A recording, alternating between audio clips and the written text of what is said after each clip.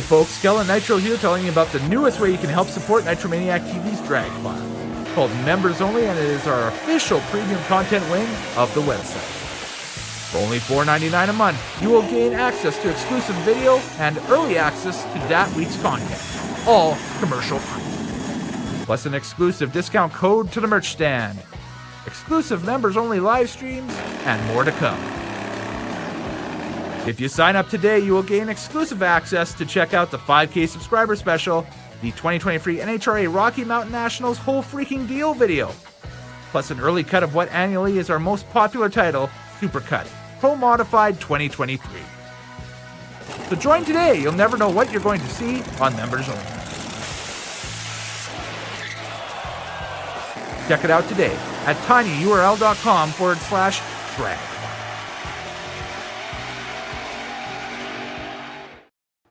Well, good evening, everybody, and welcome to the live stream. I'm Kellen Nitro. Welcome to our 2025 Midas Hot August Night pre-event stream, throwback action, classic moments, and more. And of course, if you're paying attention, or if not on social media today, that stuff, you'll know that the 2025 edition of the Midas Hot August Night out at RAD Torque Raceway got postponed. Yeah, and here's the flyer for anybody who didn't see it. So just due to tomorrow being a very rainy, drizzly day, they decided to push it back to Thursday. So if you had tickets and that stuff and your stuff says Wednesday, show up Thursday. That's what I'm told, at least, is you just show up to the gate normal.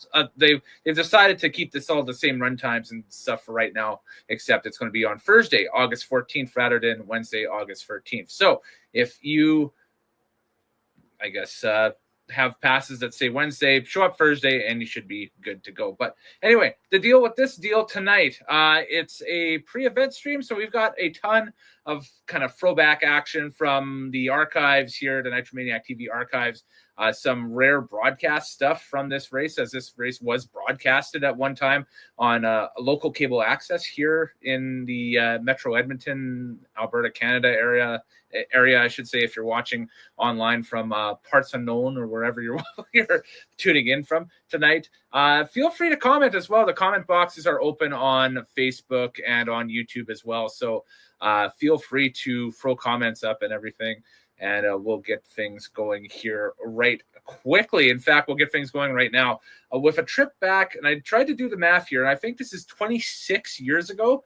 It is the 1999 Hot August Night for you, as it was broadcasted on local cable access up here in Edmonton, i.e. Shaw Television. So enjoy. Some legendary names coming your way here if you were around the facility back in the day, or if you're just active in the Pacific Northwest in drag racing circles and that stuff. So a lot of classic stuff coming your way here over the next hour or so. And I'll pop in at the end of it and tee up the next one. But yes, welcome to kind of the mini marathon, the pre-event stream for the 2025 Midas Hot August Night. So we're going to go back in time to the 1999 Hot August Night right now. Enjoy.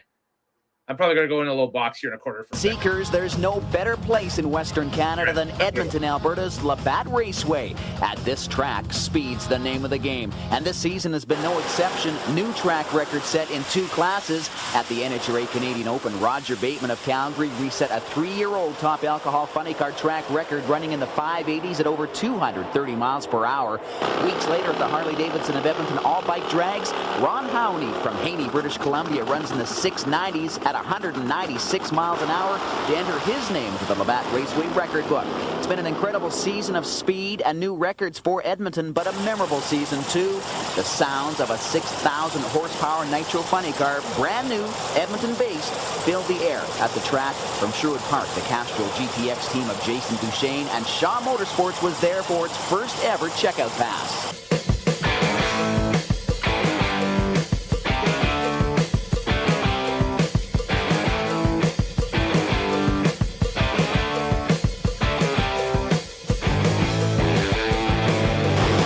We're hoping for a record-setting broadcast, as one barrier at RAD Raceway has yet to be broken, 300 miles per hour. The Jet Dragsters are here, and so are we. Get ready, race fans. Shaw Motorsports brings you Autotrans Championship Drag Racing and exclusive coverage of Snap-on Tools Hot August Night.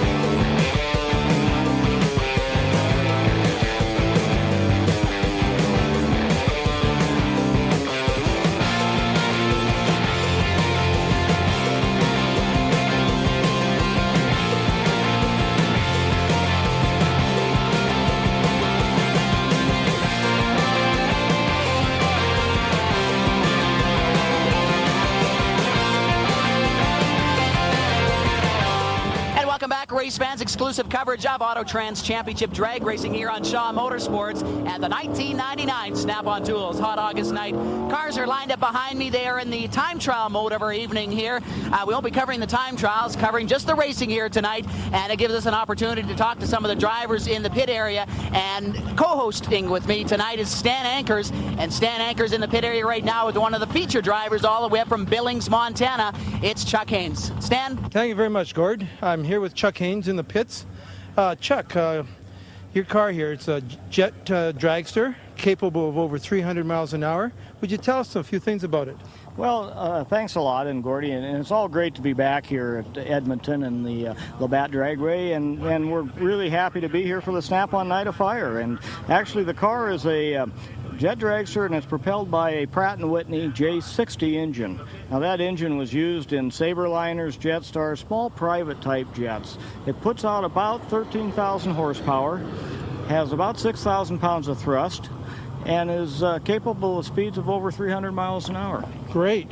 And now, Chuck, I know you've been in the business quite a long time. Can you please tell the people out there how long you've been in the business? Well, the jet business, this is going into our 6th season. The RAD Raceway is really kind of a special place for me because this is our first drag race where the jet was here at the old Capitol Raceway. And so we've got a lot of friends and a lot of family, and might as well be family here. That's true, yeah. No, we look forward to seeing you back here every year. What do you expect out of the conditions here tonight? Well, to be totally honest with you, Stan, it's pretty warm tonight. Mm-hmm. We were really hoping to run over 290, but unless it comes and cools off a bit and the air comes to us a little bit, I don't think it's going to happen. I think we're going to probably be in the 270s, 280 range. I'd sure like to see it happen, but you know, the atmospheric conditions have a lot to do with these engines, and it's going to hamper our performance some. Right. Okay, the fuel that you run in this, now I know some people know that jet engines can almost run on anything, but what do you run in this particular Well, we prefer to run kerosene. K1 is what we prefer to run. We've run diesel in them, we've run Jet A, we've run some JP4. So they are averse on a lot of different fuels. And to be honest with you, a lot of the differences in how sooty they are, you know, you run diesel fuel in them and things get a lot sootier. That's but true. They will run fine on.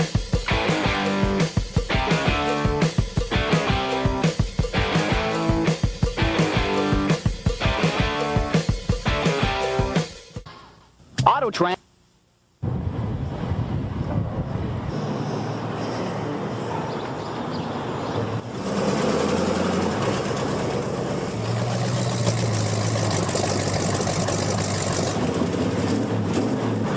Hi, fill it up for you?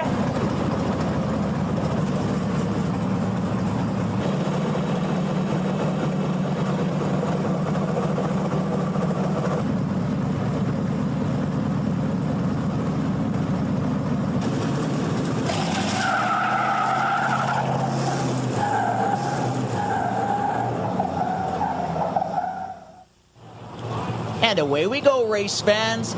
It is Auto Trans Championship drag racing and exclusive coverage of the 1999 Snap-on Tools Hot August Night, high above the announcer tower here at RAD Raceway. I'm Gord Craig, with me, Stan Ankers. And Stan, this is going to be an unbelievable race tonight.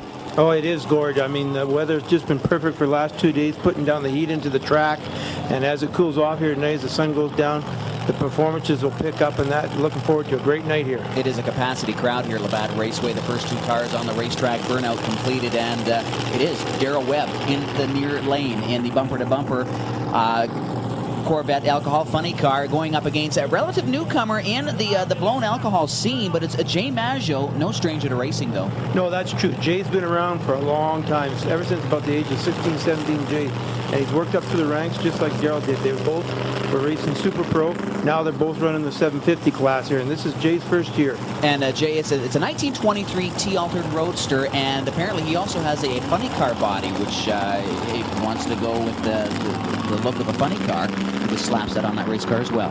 That's true, but Jay kind of favors the altered. He kind of likes the looks of the altered, and that's what's nice about this class. You've got the different variety of cars. You can have rear engine dragster, funny cars, or the alters, or even bodied cars in this class. So Jay Maggio in the far lane, Darrell Webb in the near lane. We're going to get to all of our the reaction time, elapsed time, mile per hour throughout the show here. on Shaw Motorsports. Jay Maggio coming up to the start line right now, and he's looking for a win. You want to know why? He has not won against Darrell Webb at all in 1999. No, that's true, and of course this goes back to their Super Pro days when they used to race each other. I mean, they're very good friends off the track, but right now it's winner take all. And Maggio off the line first, a 5:97 reaction time. Darrell Webb with a 9:79 at the finish line. Hey, there's his first win. Wow. A 7:97, 157.37 miles an hour.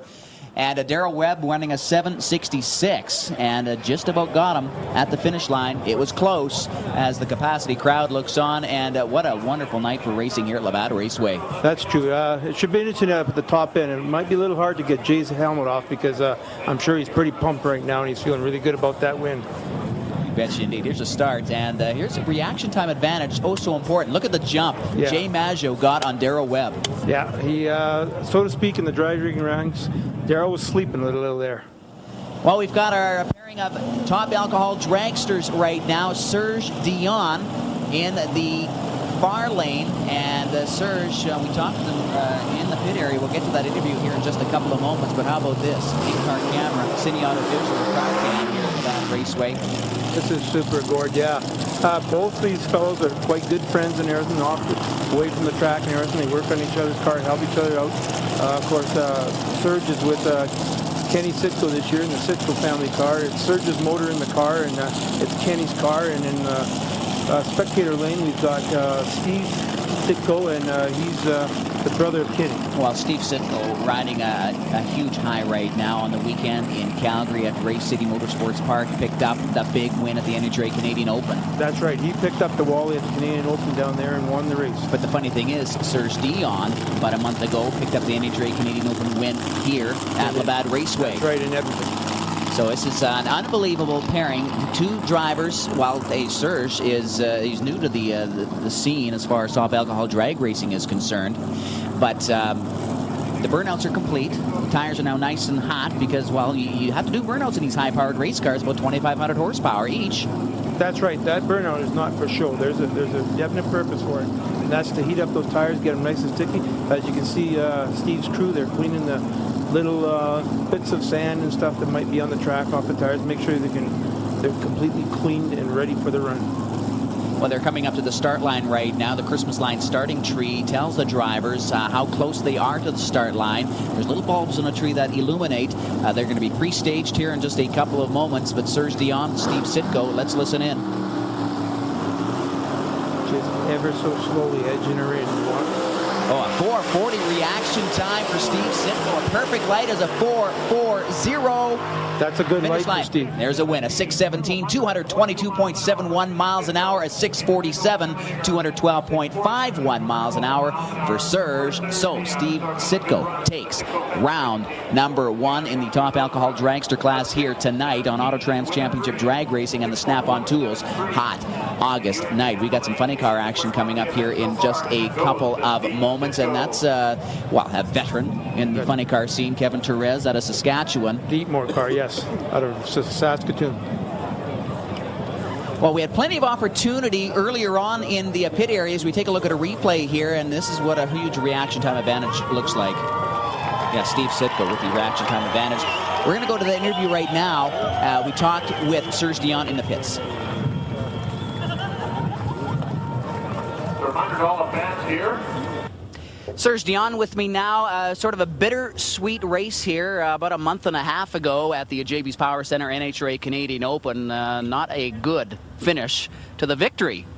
Oh, not really. We're unfortunate to have a parachute malfunction, and we kind of rolled the car 4 times. Not much we could have done anything else. So we fixed the car up and went out to Spokane for 3 weeks later and kind of got ourselves another win just to make up for this crash. So Serge, 2 wins in a row now, and you raced at the NHRA Canadian Open down in Calgary on the weekend, and you made it to the, I think it was the semifinals. No, I kind of lost in first round actually. Well, close enough though, but still the experience, because you're a relative newcomer to the sport of top alcohol drag racing. That's right. This is my first year driving, and This is going to be my 5th race actually, and I think we're doing pretty well for our first year. Well, you've won half the races so far in 1999, and again, this is your 5th race tonight, and hoping for another big win here tonight. That's right. We can't be really too greedy. I guess somebody else got to win once in a while. Well, sometimes you almost have to be greedy, don't you, Stan? That's true. Well, we'll see him and Steve Sitko a little later on in this broadcast as they'll pair off once again, and obviously Serge will hope to pull one out of the hat. And again, we'll see them a little later on. It is funny car time now here on Autotrans Championship Drag Racing and Snap-on Tools Hot August Night here on Shaw Motorsports. Kevin Therese out of Humboldt, Saskatchewan in the Hershey-sponsored Eat More Top Alcohol Funny Car. And in the near lane, local favorite. Boy, he has sure come a long way, hasn't he? Oh, he has. John's been actually around racing for a lot longer than people know. He goes way back to the 1970s when he was involved with a Nitro a fuel car out of Edmonton. But he's had this car. This is the 3rd year, and he's really put the performance in it. Each year's got better and better, and I know for a fact about a few of the things for next year, it's going to be even better yet. Well, we just saw the replay of that nice smoky burnout. You have to have a good burnout. If you don't have even tire temperatures, that can get you into trouble a little bit. That's true, yeah. If they're not right, you can hook up on one tire and it'll shoot you just immediately left or right, depending on which tire hooks up, and it could be very disastrous in that. Well, when these cars, they're pumping out around 2,500 horsepower each, and yeah, you got to have, well, everything, just 100%. That's right, yeah. As you go down the track. So it's Kevin Therese out of Saskatchewan, John Evanchuk right here in the old hometown, Edmonton. Reaction time again, a 4:00 is a perfect light on the start line Christmas tree. Alberta versus Saskatchewan. Let's listen in. The RPMs come up to around 5,000, don't they, before they pop the clutch and away they go. Starter Eddie Shapka. Wait until they get lined up, ready to go here. And away they go. Well, John Evanchuk, actually pretty good reaction time for both these two drivers. To a point, anyway. They should be in the low 5s. But John Evanchuk with the big win, a 6.26, 225.73 miles an hour. I think Kevin Therese shut her down a little bit. Maybe some tire shake on that race car? I believe that's what happened there, Gord. He had a little tire shake and wisely shut it off. It's better to come back, race another day, than to stuff the car into the wall. You've got your car, you've got your driver, but you also have your crew. And John Evanchuk's crew very, very happy after that run. That's true, Gord. And John's crew chief, Wayne Barber, he's been around this business for a long time.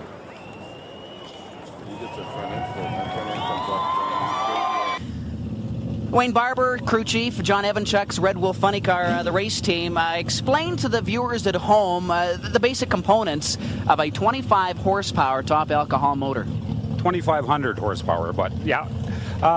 It's basically aluminum block, big everything, big compression, camshaft, just everything. Then you put a PSI blower on top of it, which it takes about 800 horsepower alone just to turn the blower. But of course you get that back again.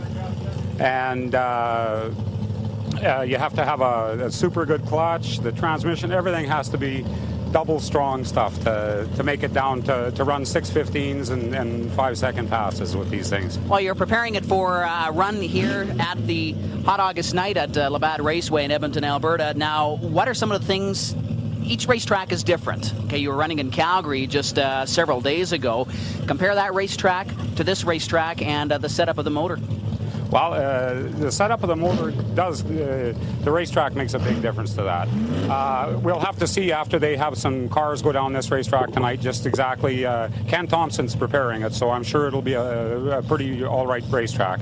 The one in Calgary on the weekend, with the weather being the way it was a little suspect. You can't put all the power all the time down to the ground. It'll just smoke even these big tires on the back. So yeah, the racetrack makes a big difference, but I'm quite sure that it'll be a pretty good racetrack out here tonight. You can look forward to seeing some low 6 numbers anyways. Looking forward to that, and the viewers at home are looking forward to that as well. Wayne Barber keeping the pedal to the metal for the John Evanchuk Red Wolf Funny Car race team. Well, Stan, a driver can be good, but a crew chief has to be great. That's true. And speaking about great crew chiefs here, we've got the Bateman and Reynolds car out of Calgary, Alberta. Currently the 1998 Division 6 winner, and this year they're leading the points at this point in time, not by much, but this is a car that runs. This should be an interesting run with this car here. They've had an awesome year in the province of Alberta alone. Just about a month ago, we saw the highlights in the opening of our program tonight, winning the NHRA Canadian Open at Labatt Raceway. It was about a month later, actually maybe just a few days ago, they picked up the big win in Calgary at Race City Motorsports Park and the NHRA Canadian Open Championship there. That's right. They picked up both wins with the Canadian National Open Challenge here in Alberta. Well, also Roger Bateman, the current track record here at Labatt Raceway in the top alcohol funny car class. He set it at the NHRA Canadian Open about a month ago. 238.15 miles an hour, 5.87 seconds. I don't think we'll see some track records in the funny car class tonight. You never know, but right now I think the track's just a little bit too hot and maybe a little greasy. That's true, Gordon. No, I don't think we're going to see any record run right here. Maybe a little later on tonight when we say. Little interesting tidbit about Roger. He goes way back, just like I do. And back in the old Speedway days, he used to drive an Altered. And there was one day there where it kind of got out of whack because it wasn't set up right, and he took out the tree. Well, Roger Bateman hoping not to take out the tree here tonight, but he's looking over his left-hand shoulder right now. Danny Fillion out of Saskatchewan, newcomer in the alcohol funny car class, is recently licensed. And actually, last year in our broadcast, we saw him doing some licensing passes. So good luck to Danny Fillion, but man, he's got his hands full in this run here against Roger Bateman. You're going to hear the RPMs come up once again to around 5,000. Reaction time, a perfect light again is 4:00. Both drivers are away. Well, Roger Bateman off a little bit. Danny Fillion out to an early start, but look at the horsepower taking over. That's true. That's true, Gord. And if you 6.66-second run, 232.31 miles an hour, and 8.28, 123.20 miles an hour for Danny Fillion in the far lane. So Roger Bateman again. What we're doing here, it's match race format here tonight. We'll get to that in just a couple of moments. You had something to say, Stan? Yes, I was just going to say, if you watch that run with Roger, he kind of hit that little bump in the right-hand lane, and it kind of unloaded. But Roger's very good at backpedaling the car, and that's what he did, and you saw what happened there. He backpedaled her and got back into her, and he won the race. Well, we got a replay coming up here. Yes, here, watch it here in the right-hand lane coming up. About 100 feet out. Look at the tires. And he's hazing the tires. Little tire shake. So that's how Danny Fillion. Watch right here. It kind of jumps. Got out to an early start there, an early lead, but the horsepower again taking over. Roger Bateman picking up the big win in that round. Now we have Gord Whitehead coming up to the starting line right now. He's about to do his burnout here. Gord out of Saskatchewan also. Now we've got, we just mentioned the match race format. It's Glenn Whitehead. Puts the pedal to the metal, smokes those tires. Now, the match race format that we have for you tonight, we've got 5 funny cars on the property. Okay, this is Glenn Whitehead. And right now, John Evanchuk has got the best ET out of all of them. That's right. Roger Bateman running a 6.66 second run. So we take the top 2 drivers, they go right to the final. Okay, and we'll be seeing the top 2 drivers a little later on in this broadcast. So right now, the bump is a 6.66 second run. Glenn Whitehead, in order to make it to the final, has to go faster than 6.66 seconds in the quarter mile. Speed doesn't matter, okay? No. Speed's nice, okay? That's true. But as far as drag racing is concerned, it is ET that gets you the win. That's right, ET gets you the win. Or elapsed time.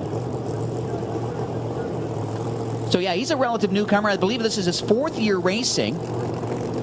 Yes, Gord is very new to this thing, but again, just like the Danny Fillion in the Snap-on car, he's picked up his performance this year and just got better and better every year here. So I look forward to great things out of Gord here.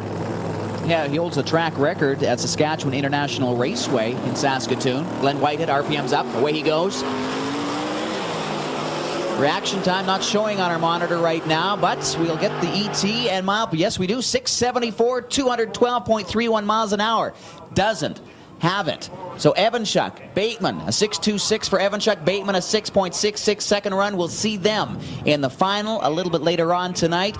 Glenn Whitehead, Kevin Therese, and Danny Fillion, not quite enough to make it to the final here tonight.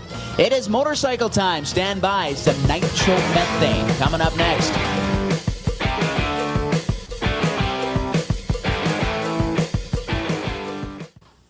Auto out. Yeah, well, unfortunately, this is TV, Stan, and is not TV. It's wonderful coverage that Shaw's doing here at Labatt Raceway, but nothing beats being at the race facility itself.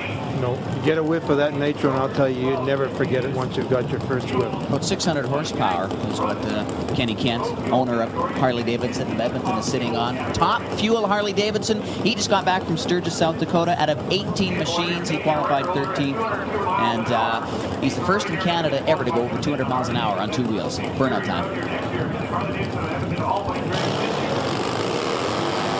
That's quite the feat, actually, to go to Sturgis, because that is the granddaddy race for the bike guys, and they just love going there. And for Kenny to qualify like that, that's pretty good for him, especially for a guy way up north here where we have winter 4 to 6 months out of the year. You know, and he just doesn't get the track time some of these other guys do stateside. So Kenny's been doing this for a long time, but he, you know, and it takes quite a bit to dial these bikes in, Gordon. Kenny Kent will be taking on George Welch. Now, this is not a top fuel bike that George is on. It's called a B fuel bike. It's carbureted, and it's got 2 gears, I believe, in this machine. So it's down in horsepower. George has probably got around 300 horsepower, 350 horsepower, and he's taking on Ken Kent. That's 600 horsepower. We're going to see the difference in performance on these machines on this run. And watch the wrists. Watch the wrists on these two riders here as they crank it. George Welch is away, a 686 reaction time. George Welch at 654. And you can see the difference in horsepower. But yeah, Kenny just motors a little away. bit, though. 801 at 158 miles an hour. We're getting into a 978 at 100. In the pits right now, George Welch, rider of the Nitro-powered motorcycle. First off, George, congratulations on making it to the semifinals a few weeks ago at the all-bike drags. Thank you, Gord. And it's been a fun experience for you. You started off in the top gas class, and you moved up into Nitro. And tonight, no pressure whatsoever. You're the only Nitro bike on the property. Yeah, so I understand. I thought that Ken was going to come out, but haven't seen him yet.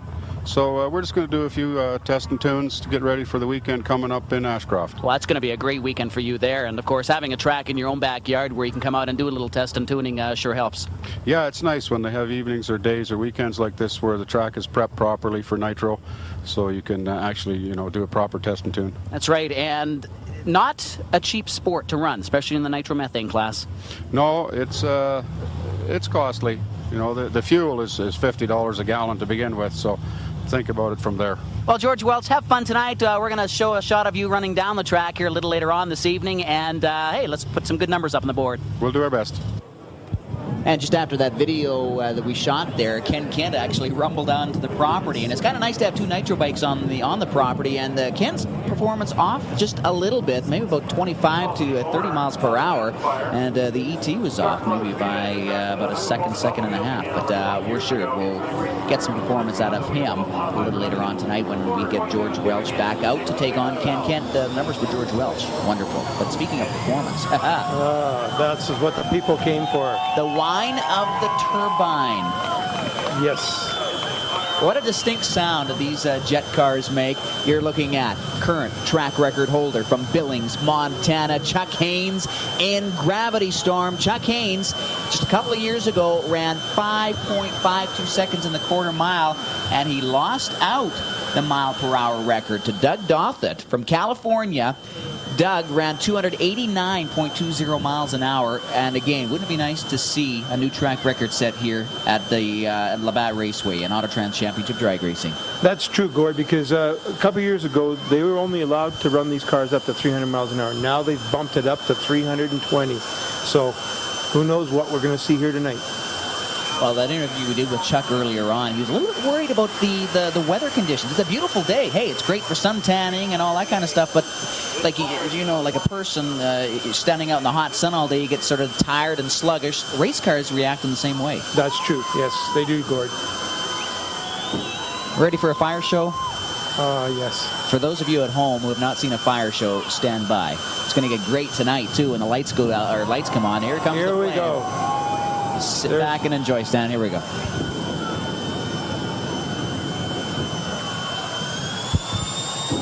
Now this is part of their show, Gord, okay? Not really that necessary that they do this, but the fans love it. And hey, It is fantastic, especially when we get to see it at night. Yeah, and we will be carrying the jet car is going to be running 2 more times after this pass. That's right. Now, Chuck Haynes actually owns the car that he's running against here. He's sort of a 2-car team. Leland Blee, also from the great state of Montana, who's a newcomer to the jet car scene, is piloting that car here tonight. Jet dragster called Pacifier. About 11,000 horsepower for each of these jet dragsters. Just awesome, Gord. Just awesome. I mean, how would you like to go get your groceries with one of these babies? I wouldn't like to tailgate one of these guys, that's for sure. Yeah, but wouldn't they be great in the wintertime for driving up that road as you're driving down it? Alrighty, it's horsepower time, mile-per-hour time. Chuck Haynes, Leland Blee, and away they go. Reaction time goes to Blee. And he crosses the finish line with a 6:33, 251.60 miles an hour, beating his boss, who had the slower ET, a 6.8 or a faster ET, a 6:18 at 263.08 miles an hour. But you can see there's what reaction time does for you. You get the early jump. Sometimes it's almost impossible, even if you have the faster car. That's true. To come back for the win. The fans showing their approval. First pass of the jet dragsters. You cannot sleep, Gord. When you get that light, you've got to go. Now, if you watch Chuck's car here towards the end, watch the front end. It just picks up off the track a little, just a little. Just watch it closely here. Almost catches him. Maybe if the track was maybe an additional 100 feet. There. Yeah. The track was an additional 100 feet in length. He may have caught Leland Blee, That's right. but it's only a quarter mile, the race, from start to finish. That's all right. I knowing Chuck, he'll be coming back wanting to get the next one. Well, 2 first-timers here at Labatt Raceway in Edmonton, and we've got them. They're lining up on the start line right now. What a crowd here at Labatt Raceway tonight. It's probably around 7,000, maybe 8,000 people. It's got to be a record crowd for Labatt Raceway, Gord. Just got to be a record. Well, it's a great show, as always. When you get the feature cars like this, guaranteed performance from these jet cars, too. Like, don't have to worry about doing this, the burnouts of the tires, because it's almost like, it's a jet car on 4 wheels. That's pretty well explains it. Very light in weight as well. 1,500 pounds sometimes these cars weigh, and that's about it. That's right. Basically what it is, a 747 minus the body. Lots of families out of Labatt Raceway here tonight, the youngsters, and it's wise. Plug your ears. Oh, yes. Yeah, no, you can hurt your ears. From Van Nuys, California, he's in the far lane, driving the Cannonball Express. And it is one of the more unique jet dragster. Good old Casey Jones. In the near lane, from Spokane, Washington, driving Brain Damaged. What an appropriate name. What an appropriate name. It's a unique sound, the Brain Damaged jet dragster of Neil Hansen. And the fire show once again, and again, the sun is up right now. And when the sun goes down, like the jet dragsters are coming back 2 more times in our broadcast here. But, I mean, we're seeing the fire show plain as day, so to speak, here, Gord, right now. So wait till the sun goes down. That's why they call it the Hot August Night. Well, the jet car, a typical jet car, will burn about 24 gallons of fuel per quarter-mile run. Most of it's probably used up in the fire show. I would think so, Gord, yes. Probably 20 in the fire show and 5 down the track. All right, race fans. First pass ever for these 2 drivers in Edmonton. Let's see how they do. Casey's still bringing her in there, just lining her up. Both pre-stage. There they go. Oh, look at the reaction. 499 in the 4s. That's pretty good for a jet. And he crosses the finish line with the win, a 6:55, 247.66 miles an hour. Hansen an 850, 212.01 miles an hour. Those numbers won't set the world on fire, but then again, it's a new racetrack for them. They don't want to take their chances. They got to familiarize themselves. That's true, Gordon. It's a short shutdown lane here too. It's a quarter mile in length, exactly the same that they're racing on. That's true. With an additional, maybe another quarter mile of dirt shutdown. Well, that's one area you definitely don't want to use, that dirt shutdown area. A few of the drivers have, but you stay out of that area.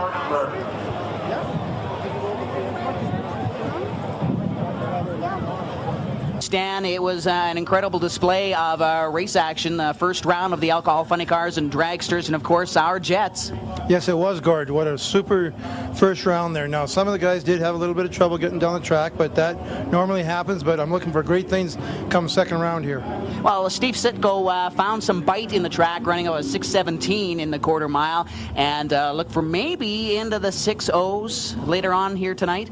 Oh, I wouldn't doubt that. Steve's on a hot tear right now. He just won the National Open in Calgary last weekend, and yeah, he's on a hot tear, so look for those numbers out of Steve tonight. Well, a lot of the drivers are talking about driving down the quarter mile into the sun. It is a scorcher of a night here. Auto Trends Championship Drag Racing and the 1999 Snap-on Tools Hot August Night. Temperature, it must be in the 30s.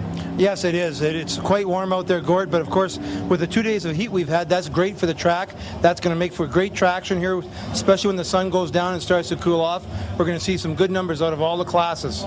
And indeed, we've got more race action to come here on Shaw Motorsports. Stand by. We've got more racing coming up next. Press, we got Casey Jones. Casey, welcome to Edmonton, Alberta, Canada, and Labatt Raceway. Well, thank you very much. We're really excited about being here. You know, this is our first trip up here, and we can't be any more thrilled than what we are, let me tell you. Well, as far as veterans in the jet drag racing scene is concerned, you probably rank up there as number one on the runway. We've been around for a while. We sat out for a number of years, but we're back really strong now. We've been racing full-time now for about 4 years, and just having a ball. Well, tell us a little bit about your jet dragster. It's a very, very unique machine. That's all I can say. The fans at home and in the grandstands are going, hey, I've never seen anything like this before in my life. Well, with a name like Casey Jones, I felt like I would have really missed a train, if you know what I mean, if I didn't put together a choo-choo train. So we have a cow catcher on the front, complete with a smokestack and a bell and a whistle and an engineer's cabin in the back. It's just a fun car. The whole design concept came with my name, obviously. I've had trains in my life, all my life. From the time I was born, my mom and dad wanted to have a Casey Jones. So, I mean, Santa Claus was real good to me one Christmas where I woke up one morning. I actually had a pedal car called the Cannonball Express Casey Jones Jr.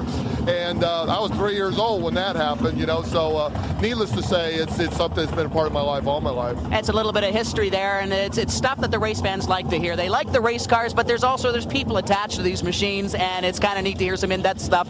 And it's wonderful that you can make the trek up here to Edmonton, Alberta, Canada. I sure hope that people have treated you well here so far. Oh, it's been fantastic. I've got a good friend of mine, Brad Jadaszewski, that lives over in Drayton Valley, and I met Brad back in 1985 when I was just a young guy starting off in the jet car deal, and he was pretty big up here in the alcohol funny cars and stuff. In fact, me and Brad are planning on putting together a jet powered funny car, and we're going to have a jet funny car up here in Canada next year, so we're really excited about that.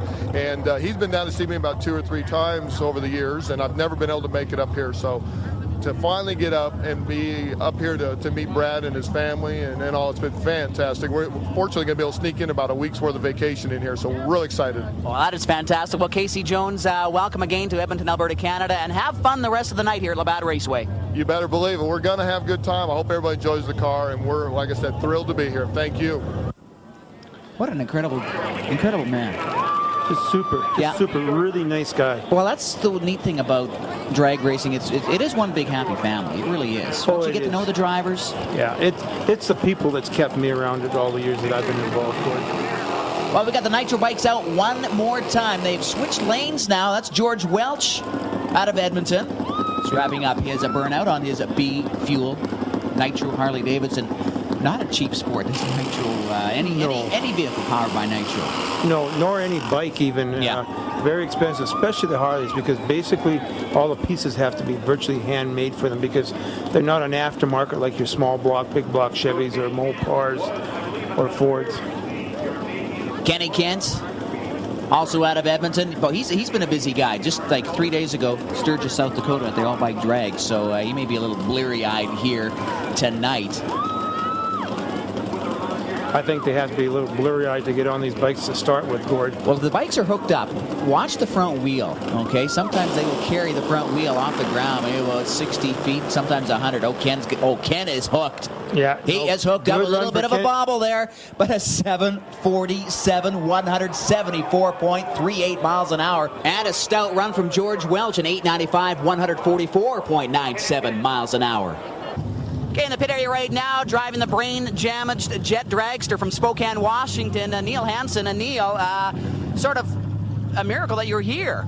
Well, we found out about the race on Friday. We raced Spokane last Saturday, jumped in the truck. We raced with Casey last weekend and kind of come up here to have some fun. You've been doing this for 3 years, and nothing beats jet drag racing, especially for the show that you put on for the race fans. Well, that's the whole point. We're here strictly to put on a show for the crowd. I mean, as you can see, when we go down the track, everybody is on their feet. They're hooting and hollering. Hopefully the stands will take the punishment up there. People get to jumping up and down and having a lot of fun. That's the main thing. Well, you're enjoying it here. First time at RAD Raceway, Edmonton, Alberta, Canada, and your first impression so far? I love it up here. It's going to be hard-pressed to get me back in the States. Aha! Hey, good stuff. Neil Hansen, good luck in your remaining passes here tonight at RAD Raceway. Well, thank you much. Hopefully we'll do better the next couple passes. We had a little bit of a problem in the cockpit last round, and we'll get that taken care of, and next pass ought to be 250, 255. Well, let's just hope that he gets into the 250 range. I know he's probably disappointed with that first run ever down the racetrack here, but then again, he can't be too careful either. No, you can't. And look what we got coming up, Gord. A little added feature to tonight's show. Well, this was an unexpected surprise. As you can see, they're burning something different in this motor. The sweet smell of Nitro. Nitro funny car. About 6,000 horsepower for these Nitro funny cars. Brand spanking new. Jason Duchesne, they're based out of Sherwood Park in the Castro GTX trial and error machine. And they were down in Spokane for the AHRA World Finals, had a chance to sort of stretch their legs in this race car. They're still trying to figure it out. And really, this is only about his 5th or 6th pass for this race car. It's that brand new. That's true, Gord. He's still basically doing test and tune runs and that. So I expect here we're not going to see a great run. He'll get into it and just take it easy. It's still a learning process. I mean, this is one powerful car. It is indeed. You don't want to fool around with this because you can get into trouble very quickly. Just an easy burnout. Yeah. Heat up the tires a little. Yeah. That tells me that, yeah, this won't be a hard all-out run. No. Again, Jason is still trying to get his license, so he's got a little way to go here to get down to the level where he's got to get the EPs down to into the low 540, I believe it is. And he's just taking it nice and easy, which is the way you should. You don't want to rush this. Well, it definitely helps when you have the racetrack in your own backyard to, I guess, practice on. Yeah, it does, Gordon. But the fans, of course, a bonus, they weren't expecting this, so a little bit of the sound is so distinct in a Nitro funny car, yeah. and even a top fuel dragster. That crisp crackling that you get off of that, and again, Gord, unfortunately, we've got this on TV, we don't have smell-o-vision yet, but it'd sure be nice if the people out there could smell this. This Nitro is just something unreal. You can see the flames coming out of the exhaust headers. This, again, just like the jet cars, is just something awesome to watch at night when it's all 8 candles are lit up and it goes down the track. It's just a beautiful thing of poetry to watch in motion. Jason is off and he got out of the groove. We sort of expected that. Yeah, he got a little out of shape right off the starting line. It kind of unloaded on him, and he kind of headed a little left, but wisely backed out of it. He's coasting. Yeah. Look at this. 71 miles an hour. He's coasting. Yeah. Okay? No, wise move on Jason's part. It is. Don't want to bash that car into the wall or anything like that, but it's sure nice to have Jason Duchesne, Rick, and Jason, Katrina, Neil Federley. Neil Federley, that's sort of a story there, too. His uncle is Bernie Federley, who tunes John Force's race car, who happens to have the same sponsorship, Castro GTX, leading the points for 1999 south of the border. That's right. So I know darn well there's some bit of the John Force, Bernie Federley touch in this car. They probably communicate with each other, and I would imagine this footage will be sent down to good old Bernie Federley south of the border after the airing. And yes, the fans, they love it, waving at all their favorite drivers. We're going to take a break here right now and be back with more race action. Championship drag racing. We're at Labatt Raceway, Edmonton, Alberta, Canada, and the 1999 Snap-on Duels Hot August Night, and the action doesn't get any hotter than this. Round 2 of the jet cars. Stan Anchors with me in the announcer tower, and Stan, I think we're going to see a little bit more performance. It's cooled off just a little bit out there. The sun is going down. It's sunset now. Yeah, it's going down. That means that the air's right, and the heat that's in the track is going to stick with it. And yeah, I expect that we'll see some performance here now. I know the cameras are going to be flashing like crazy in the grandstands here as we get set to light these afterburners. And Chuck is first, Leland Blee, and Pacifier is next, and at the fire shows. Man, you got to like these. Oh, no doubt, Gord, no doubt. As you can see, it is getting darker, and it is showing up more so than it did in the daylight. Well, earlier this year, down in Montana, where Chuck Haynes is from, outside of Billings, they were at the Big Sky Balloon Fest. Now, you know how they have the flames shooting up inside the balloon, and Chuck Haynes' jet dragster was there, just having a little bit of competition with the balloon. So it was that would have been fun. It would have been fun to see. No balloons here, but we've got some of the fastest jet dragsters in the western part of North America on the property here tonight. Burner pops now as they inch up. Actually, they've got a brake which they release, and they actually use the jet engine thrust to push them forward. That's what pushes them forward. Yeah. It's not like your mechanically driven V8 cars. Like a piston engine. No, it's just a turbine. It's a thrust turbine, and actually a very simple thing here. Takes maintenance on them. I mean, don't get me wrong, but quite an easy way to run. Low maintenance. Low, yeah. Within reason, yes. All right, here we go. Round 2 of the Jets. Chuck Haynes, Leland Blee. Staging, and there they go. But Leland again gets the better reaction time over his boss. Chuck's got this car running great. A 597, 279.58 miles an hour for the win. Leland a 617. Looks like he may have shut her off early. 219.72 miles an hour. I know they're driving directly into, well, the sun is basically down now, but still there's a little bit of a glare, and sometimes it could be a little disconcerting for the drivers. Better be safe again. No, that's true, Gord. Yeah, the sun, of course, with the way the track runs heading to the west, at certain times of the year, and this is the time of the year we're getting into it, where it is a little bit effective in that, and the drivers have to compensate for that. Well, that's getting closer to track record-setting material there. Again, 289.20 miles an hour is the track record. So Chuck Haynes about 10 miles an hour off. He's got one more attempt to regain the mile-per-hour record here at Labatt Raceway. He already has the ET, set that back in 1997 with a 5.52. But with jet cars, it's kind of nice to have the mile per hour to go with the ET record as well. That's true, Gord. Yeah, actually, I think they work more on the mile per hour, whereas the other drag racers, they look at the ET. That's the important thing for them. That's the important number for them. But for jet cars, of course, speed, because a lot of people can relate more to speed than elapsed time. That's so how fast you go? 400 miles an hour. That sounds fast. How fast you go? 14 seconds. So see what I mean? Well, all perspective. Just to put it in a little perspective, Gord, for the folks out there, you want to know what 5.5 seconds is like? Put it on your watch, time it, run as fast as you can for 5.5 seconds. Then just remember that these cars have gone down a whole quarter mile in that 5.5 seconds, where you've maybe gone 100 feet. Great place to bring a date. Yes. Yeah. Yeah, the fans are having a great time here tonight. Just a super crowd again. Probably around 8,000, it's got to be a record crowd. Oh, it has to be. Has to be tonight. Standing room. It's the best one I've ever seen. They're lined up all the way down the end of the quarter mile. The stands are full, and they're standing up the rest of the way. Well, our next two pairing of jet dragsters, the newcomers here to Labatt Raceway in Edmonton. K.C. Jones from Van Nuys, California, and the Cannonball Express. Again, one of the unique jet dragsters on the property, and we've got a special treat as well. We've got an onboard camera on this car, and I'm hoping the footage works out well. I'm keeping my fingers crossed, okay? Oh, I hope so, Gord, because if it is, it's going to be a treat for the folks out there. Well, it's something new we are trying here at Shaw Motorsports, just to give the race fans who watch our shows on TV a different perspective, what the driver sees, and where I'm keeping my fingers crossed for this in-car camera footage. From Spokane, Washington, he was just informed about this race about 4 days ago.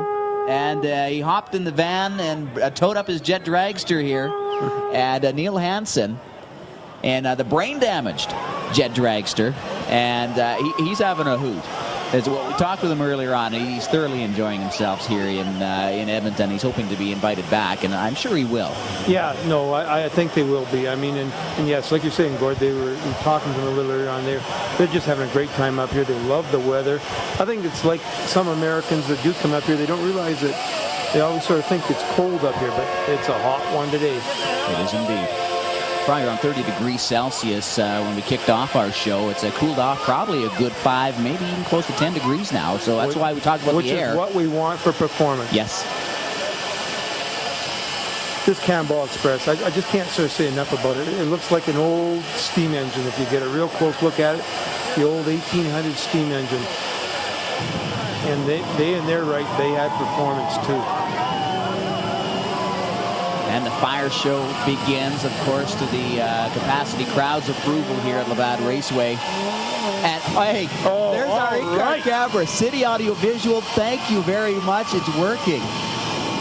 Now, no guarantees they're going to get their camera back in the in the same condition they lent it to us. But again, thank you, City Audio. Lord, that was worth the price of admission there alone. Well, better than having a man camera sitting on that car, I guess, eh? That's true. It is the Cannonball Express. Taking on brain damage as we go. Look at the bell. Oh, what a view. What a view. Casey Jones and Neil Hansen, second pass of the Jet Dragsters here tonight. Autotrans Championship Drag Racing and the 1999 edition of Snap-on Tools Hot August Night. They come up to the start line, inching their way.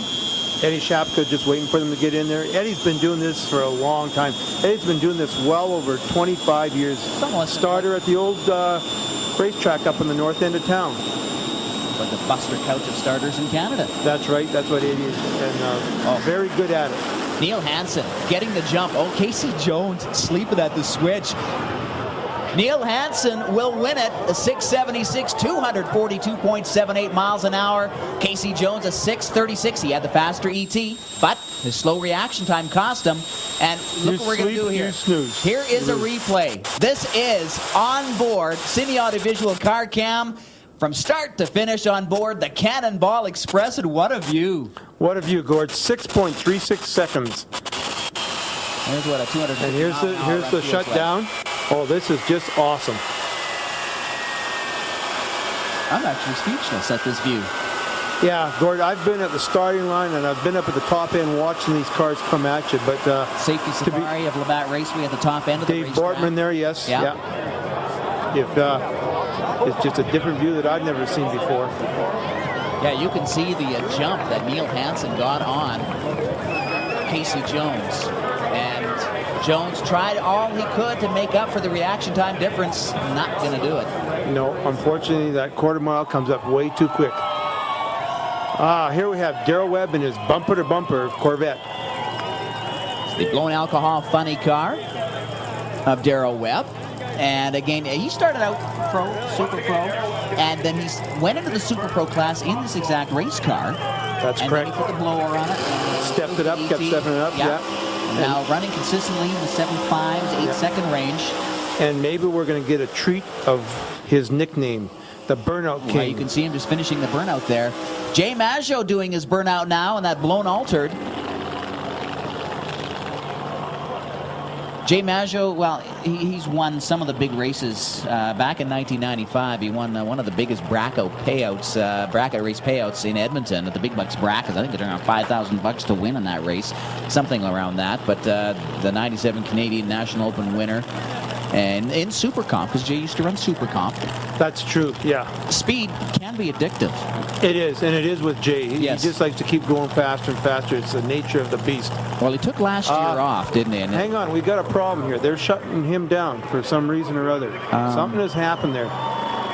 Is that Eddie there with the flashlight? Yeah. Okay, well. Unfortunately, we've got a malfunction of some sort here. Well, we'll find out what the deal is on Jay Maggio's car. They are pushing that race car back.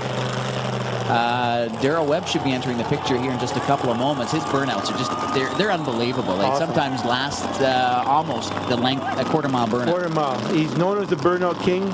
A few races back this year down in Calgary, he was challenged by a fellow out of Montana for the Burnout King, and Darrell showed him who's the boss. Well, just to Still show is you how the boss. popular Darrell Webb is, he was invited to an oval race at Edmonton City Center Airport for a CASCAR stock car race a while back, and a halftime show. It's Darrell Webb in a funny car at a stock car race doing a burnout for the race fans. And motorsports is motorsports. If it's got an engine, 4 wheels or 2 wheels, hey, nothing beats it. No. So tough break. Doggone it. For Jay Maggio, he is done. He sits, if you could only read what he's thinking right now. He's looking on at Darrell Webb in his Corvette Alcohol funny car. That's too bad. Yeah, it is. It's the biggest show of the year at Labatt Raceway. You want to perform for the fans. Word has come down that his header on his left-hand side of the motor let go and came loose. Well, for that reason. Darrell Webb is off and running, and Darrell Webb clips the 8-mile marker. If he clipped the quarter-mile marker, we would have got the speed. 8:34, 154.24 miles an hour for Darrell Webb. Yikes, he got out of the groove a little bit, kept his foot in it, and then started lurching us towards the center of the racetrack. Maybe it's just as well Jay didn't run side-by-side with him in his run. It's a possibility that those two could have come in contact with each other. So you can see the roof hatch popping up on Darrell Webb's alcohol funny car. He's sort of going, uh-oh, what happened there? Well, they'll just check out, make sure he's all right. Because he could have had some tires. Here's the replay. Look at him coming over the center line, and boom, there goes the 8th mile. Pylon goes for a ride as well. Tough break for Darrell Webb. He's fighting her here a little, Yes, Gord. he is. But then again, it's nighttime. Doing a super job of driving it out. Yeah, indeed he did. Darrell Webb out of Edmonton. Looney Bin Racing Team.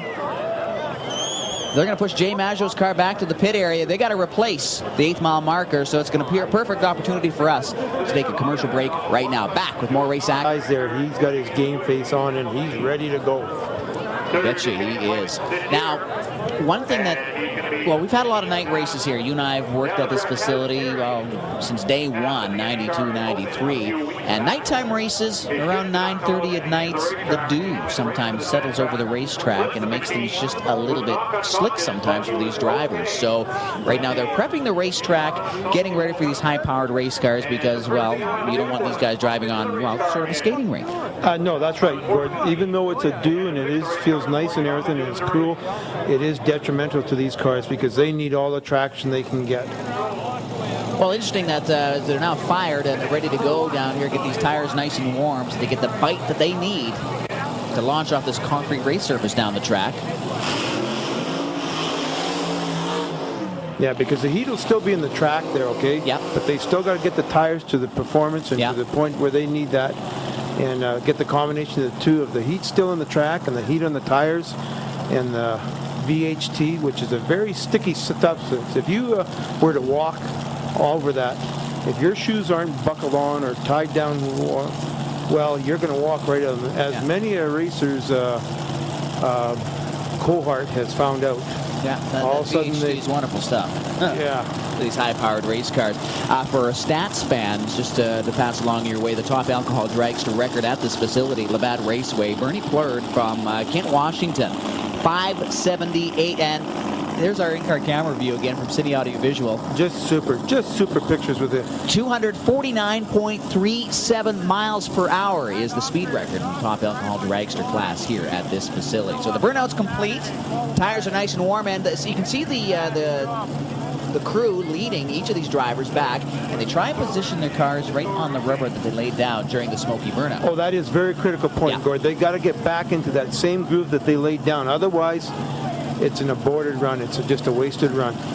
Just over 500 cubic inch motors in both of these top alcohol dragsters, pumping out around 2,500, maybe kissing a 3,000 horsepower mark. Good shot there of Serge Dion again, wanting to even this against Steve Sitko. Yeah. Serge, a local contractor here in Edmonton. They're going to inch up to the start line now.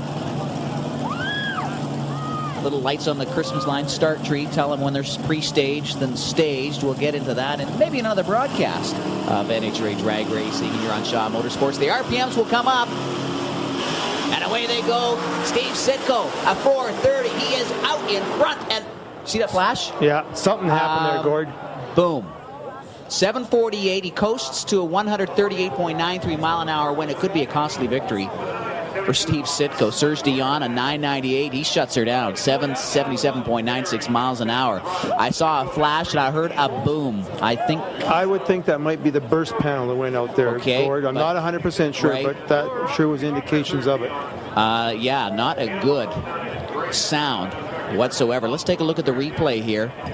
And I do believe, yes, we are going to get a finish line shot. Watch this. Boom. Boom, right there. There's your flash right there, and all the power is gone right now. It's just momentum that's carrying them across the finish line. What that burst panel does, Gord, is it if the blower builds up too much pressure in there, it bursts it out so it doesn't grenade it and shoot it out like shrapnel all over the track and over the fans in the stands. And we've just been informed there is some oil on the racetrack there. They cleaning it up as best as they possibly can, okay? But with the dew that has sort of settled over this racetrack, they've figured now that it's not going to be wise to let these piston-driven race cars drive down the left-hand side. Safety conscious. You can see a little bit of grease sweep laid down right by the pylon, a sort of white, powdery-looking substance. So they've laid down some grease sweep there, but unfortunately, the race director feels that that left lane is not safe. But we earlier on in the broadcast, match racing, okay, we got the funny cars, okay. Normally, we'd have a final, 2 funny cars side by side going down the drag strip. But due to safety concerns. For the interest of safety, yes. No, they're not going to be running side by side. Roger Bateman and John Evanchuk are in the final, okay, but they're going to be doing single passes. It's too bad that we have to do this. Well, we're not doing it, but we're going to cover the runs here by the finalists. Roger Bateman out of Calgary, Alberta. It would have been neat to have a Battle of Alberta drag racing style. Calgary versus Edmonton. We still will, okay? Yeah, that's true, Gord. Actually, numbers. In a sense here, it's maybe even a little more of a true battle because both cars will be running down the right-hand side, and whoever runs the quickest, you know, because sometimes the lanes can be, one can be a little quicker than the other, have a bump in it that affects your performance and that. Also, concentration now is on a single pass, so you don't have to worry about the guy to the left of me or to the right of me. So it's just sole concentration here. So sheer performance, okay? This is the final, part 1. I think that's how we're going to word it, okay, Stan? Yeah. Roger Bateman from Calgary, some final checks. Actually, Gord, even if it was a side-by-side run, these drivers, they don't even think about the guy in the other lane. They run their own race and do what they have to do, and what happens, happens. We see it as a side-by-side run, and yes, there is an eventual winner, but they really just run their own race, and they don't worry too much about the guy in the other lane. Up to around 6,000 horsepower there, 6,000 RPM right now, 3,000 horsepower, and away goes Roger Bateman, a 609. He is flying a 607. 234.49 miles an hour. You want to know something? He's only like 4 miles off his own track record, and running at night to boot. Boy, he was hooked up. This is why he's a defending Division 6 champ. All right, it would have been neat to see a side-by-side run for the final, but it's kind of neat because we can sort of focus everything on just one car, and we can watch all, no tire shake this time. It's going to be interesting here because if you looked at his reaction time for Roger, he was a day late. He was sleeping. Yeah, 609 is not good because the perfect light is in the force. Which tells me, because he knows the situation's a single run, he's probably concentrated not on the light, but on the ET. And he got a super ET out of that car. Well, here's the other half of the final. Remember, we got the problem in the left-hand lane with the oil down from Steve Sitko's top alcohol dragster when he boomed the motor. So, but that's okay. It's kind of neat where you get to see the single car run. John Evanchuk out of Edmonton.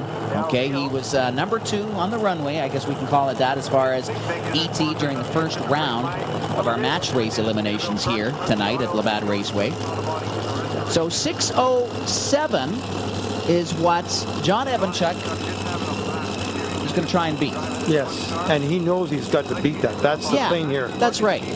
This is on his mind right now as Wayne Barber's backing him up here.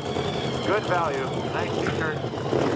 Crew member Owen backing him up, and Wayne just putting him where he wants him. Yeah, again, we talked with Wayne earlier on in this broadcast. Just last minute check here. Wow, these cars are so computerized nowadays. Like they just they plug in the main. There's a main board on these cars. They get to tell you how hot each cylinder is running, and one's running lean, one's running too rich, and that it all comes down to tune-up in the end here. Well, it makes it easier on the crew chief tuning up the car now. He has much better knowledge of what has happened on the last pass. Beautiful race car. As opposed to, just beautiful car that John and Ruth own here.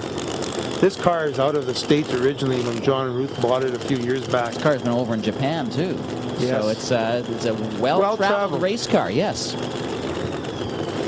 So John Evanchuk hoping to beat 6:07. Can he do it?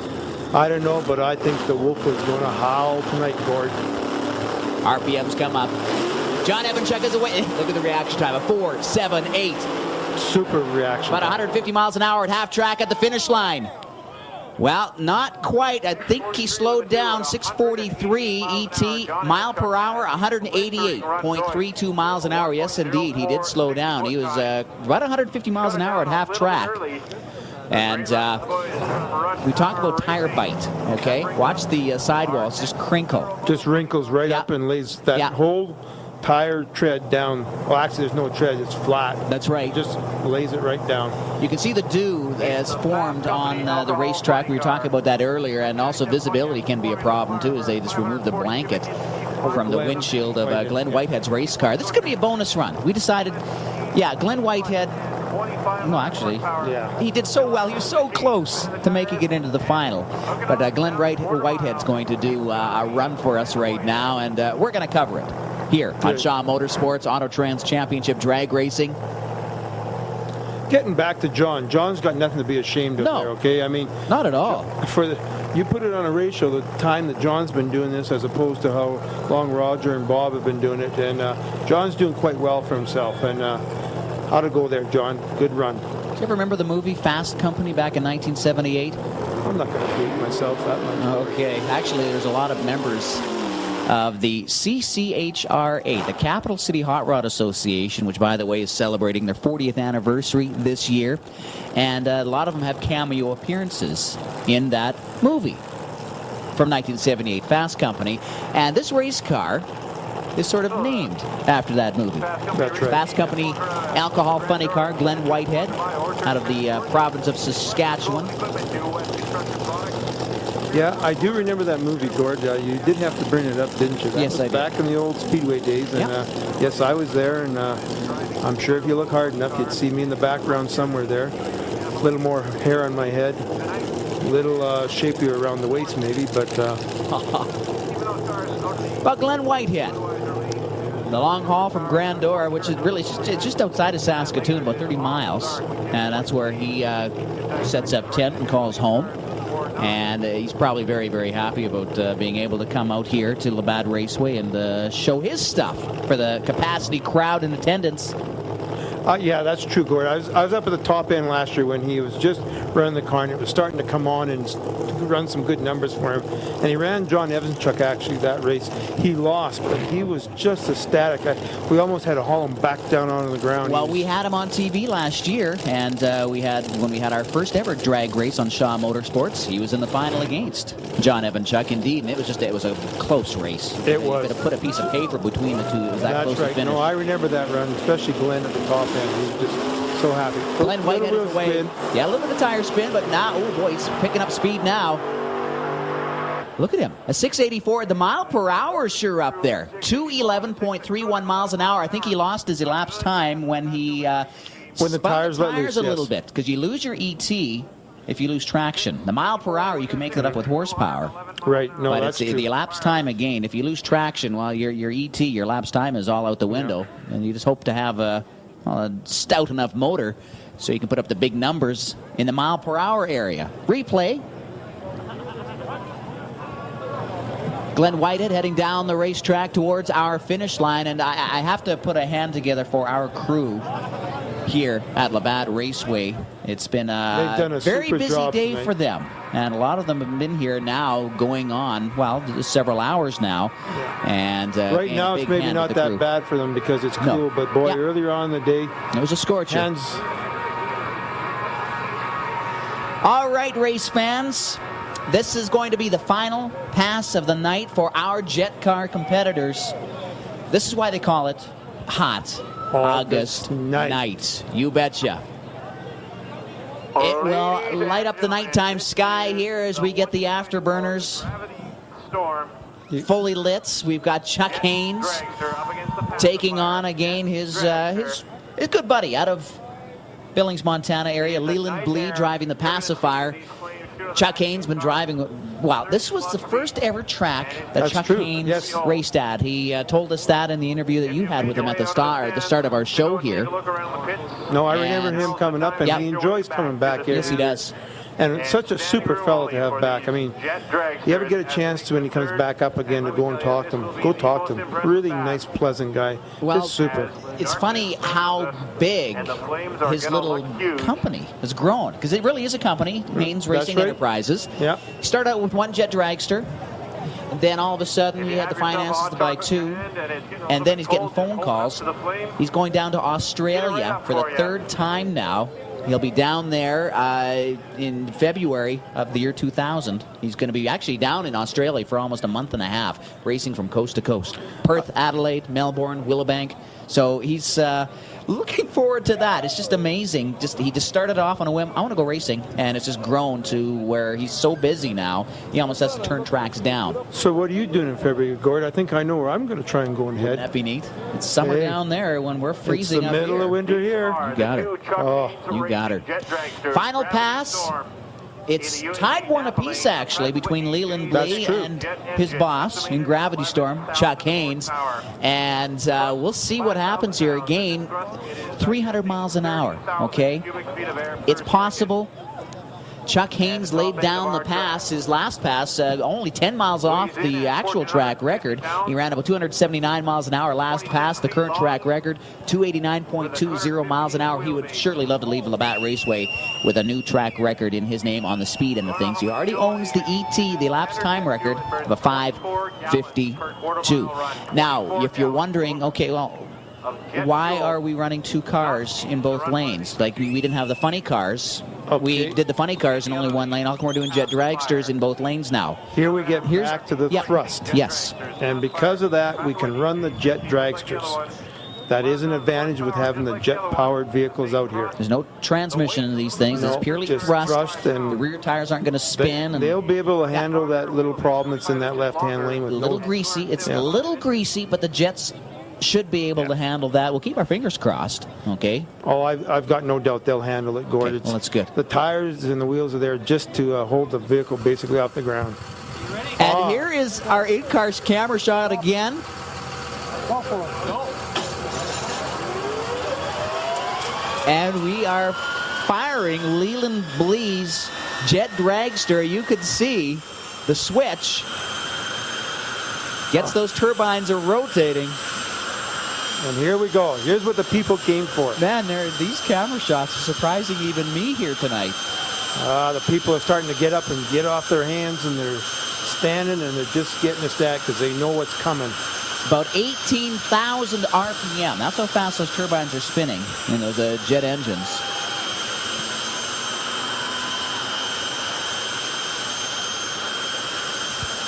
Again, these cars weigh about 1,400 pounds. Now you put about 11,000 horsepower on a 1,500-pound car. Hey, look at this. Oh, unreal. This is great. Cine Audio Visual, again, thank you guys for providing us with an in-car camera here tonight. Autotrans Championship Drag Racing. Are they eating it up, or are they eating it up, Gord? It's a great family event, the Snap-on Tools Hot August Night. The entire family's enjoying the show because that's indeed what it is.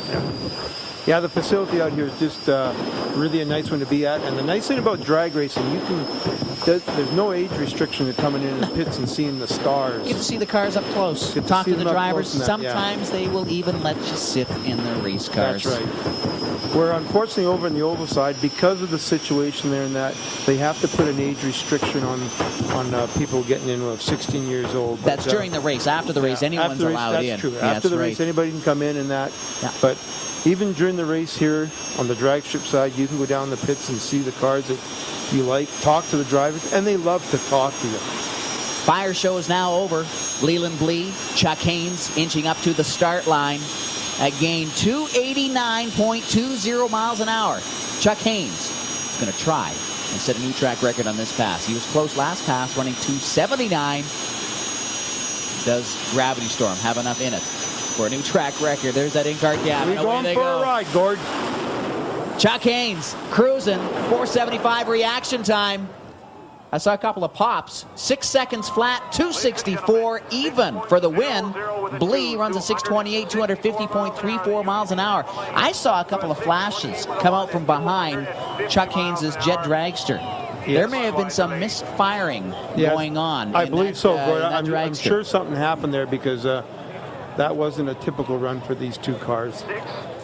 So that's too bad. I was hoping we were going to get a track record tonight, maybe 300 miles an hour. It'd been nice to have on Shaw Motorsports. Man, for the first ever jet car performance on television in Western Canada, and we have it here on Shaw Motorsports. Yeah. Here's the replay. You can see the afterburners fully lit as they head down the racetrack. Keep an eye on the flashes in the left-hand lane. There's one. Yeah, we got problems there. That's slowing him down. Boom, 2. And yet he's still leading. Yes, it's pure momentum right now. There's another flash. So, yeah. And something was happening. See, the color of the flame even changed, too, near the end. So, yeah, there were some problems with that race car, but still. What a run. Chuck Haynes, Leland Blee, up from Montana. And they definitely love coming to Edmonton, Alberta, Canada, and RAD Raceway. And we hope to see them again here in the next a little bit. They're racing down in Australia. And, boy, going down under where it's nice and cold here. Hot temperatures down there. Man, good luck, guys, down there. Shaw Motorsports here in Edmonton. Well, this has been quite the monumental broadcast here at RAD Raceway on Shaw Motorsports Autotrans Championship drag racing, and Stan Ankers again. We've had the best seats in the house. Yes, we have, Gord. But it's not over yet. No. Still got 2 more to go. The newcomers, first time ever here at the track, and they're going to go home with some fine memories of all the race fans here at the facility, and of course knowing that their performance was shown on TV. And we've already said, Gord, I hope you are going to send us a copy down to Spokane, Washington, and Van Nuys, California. Guess where these two drivers are from? Casey Jones in the Cannonball Express in the far lane from the Great Bear State. Yes. Van Nuys, California. Just looking at the fans there, Gordon. Yeah, they're just ecstatic. They've had a good night. Yeah, you betcha they have. Best entertainment value for your money. You betcha. Oh. Look at the rubber. The rubber is glowing red from Casey Jones' afterburner. Look at that. It's actually caught on fire. Yes. Isn't that something?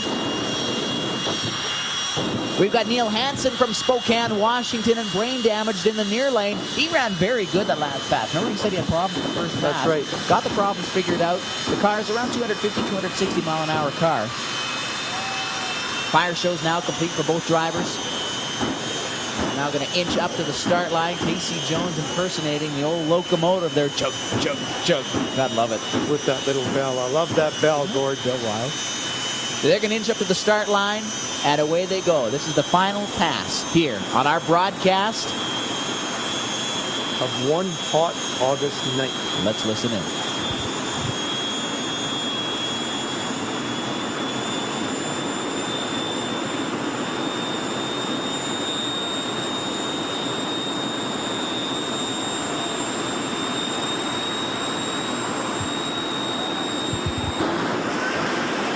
Casey Jones in the 4s for reaction time of 4:99, on fire down the track, and he runs a 6:55, 247.66 miles an hour for the win.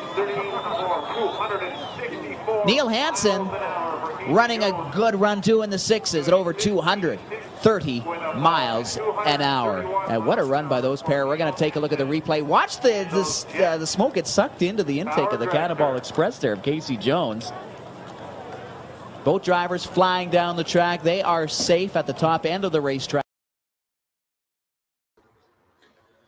All right. Well, there we go. That was the 99 Hot August Night for you here on the Midas Hot August Night pre-event stream for the 2025 Hot August Night, as we try to get rid of this. Anyway, Kellen Nitro here live on Nitromaniac TV, streaming out all over the world on Nitromaniac TV's Drag Files here on this Tuesday night. The event for this year, the Hot August Night out at RAD Torque Raceway, will take place on Thursday, August 14th, not tomorrow night. We're expecting some weather in the Edmonton area, so they have decided to push that race to Thursday night. Yeah, that will be, if you're in the Edmonton area, that will be Thursday night. Come on down to RAD Torque Raceway. I think action starts at about 6 o'clock Mountain or so, our time. If you're not in the Edmonton area, watch the channel here at Drag Files. Flow subscription, whatever. In the community tab, I will post the track live stream, as the track likes to live stream every event that they have and that stuff. We'll post up the track live stream for Thursday night just before we head out there. So you guys won't miss a second for all of you out of town people that might want to see what's going on out at the track. So our next video on the live stream, it's hard to believe that it's 25 years almost to the day from this event. What had happened in the year 2000, way back at the turn of the millennium, is that the NHRA Canadian Open weekend got completely rained out at the track. And the next available date to do it was, well, Hot August Night. So they combined the two. And so what we've got is, for the first time ever, a basically match race format with Wallies. Yeah. So the NHRA Canadian Open kind of joined in with the 2000 Hot August Night, and that's what we got. So Snap-on Tools 2000 Hot August Night coming your way right now, and then we've got a few more retro stuff, and then we'll start digging into stuff from last year here on the channel as well on the Midas Hot August Night pre-event stream. Throwback action, classic moments and more. Enjoy. Search for Wally begins tonight. Good evening, race fans, and welcome to Budweiser Motorsports Park, Shaw Motorsports, and Trilenium Industries Championship NHRA Drag Racing, bringing you exclusive coverage of the NHRA Canadian Open and the Snap-on Tools Hot August Night. What a race we have for you here tonight, race fans. We've got 15 classes of race cars sitting in the pit area. I hope we have enough time to bring you all the race action, semifinals and finals for sure in most of the classes. And we're going to start up next here with the Federal Mogul, Top Alcohol Funny Cars, and Dragsters. Race fans, this is Trilenium Industries Championship Drag Racing and coverage of Snap-on Tools Hot August Night and the NHRA Canadian Open right here on Shaw Motorsports. High above in the announcer tower, I'm Gord Craig. Joining me, Stan Anchors. Stan, what a night of racing we have ahead of us. Oh, we do, Gord. I mean, the weather's just been beautiful today. That'll make the track just come around right and everything here, hopefully. And it's just going to be a great night of racing. Well, we've got a little teaser for you at home, race fans, that we've got some pro alcohol funny cars. Darrell Webb, the king of the burnouts, getting ready to light him up right now. And he'll be taking on Jay Maggio in the Prospector. Yeah, these two here are running the 750 funny car class, and Jay's car, of course, it's the only one of its type in Canada, the 57 Chevy Bel Air, and the 82 Corvette of Darrell Webb. Yeah, it's just going to be a great deal. And of course, Darrell is doing burnouts for a charity again here tonight.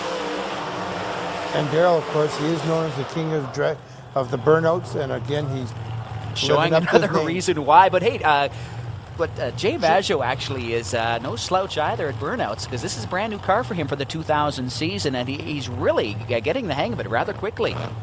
Yes, he is, Gordon. And what's happened with Jay, of course, it's a very quick learning curve for him this year, and he's come along exceptionally well. I mean, he's met the challenge, and of course, with Darrell giving him throwing the glove down and that and challenging him, Jay's come along quite well this year. Well, the Pro Alcohol Funny Car class that we have here, that we're seeing here tonight, just the two cars showing up, a teaser for the race fans as there's a group of about 12 or 13 of them that travel to tracks in Western Canada, and they slip into the States every once in a while, too, on strips down there. Yes, they do. Matter of fact, in a couple of weeks, they're going down to Mission, Daryl and JR. Okay, well, that's good. So a little bit of a test and tune for them. But at the same time, there's no such thing as test and tuning when you're coming to racing against your buddies. And these two drivers off the track, our buddies on the racetrack, well, they want to show each other up. That's true. Up until the bulbs are lit in the pre-stage and stage, they're the best of friends. They're very good friends. They always together quite a bit. But when the lights light up, it's a different story.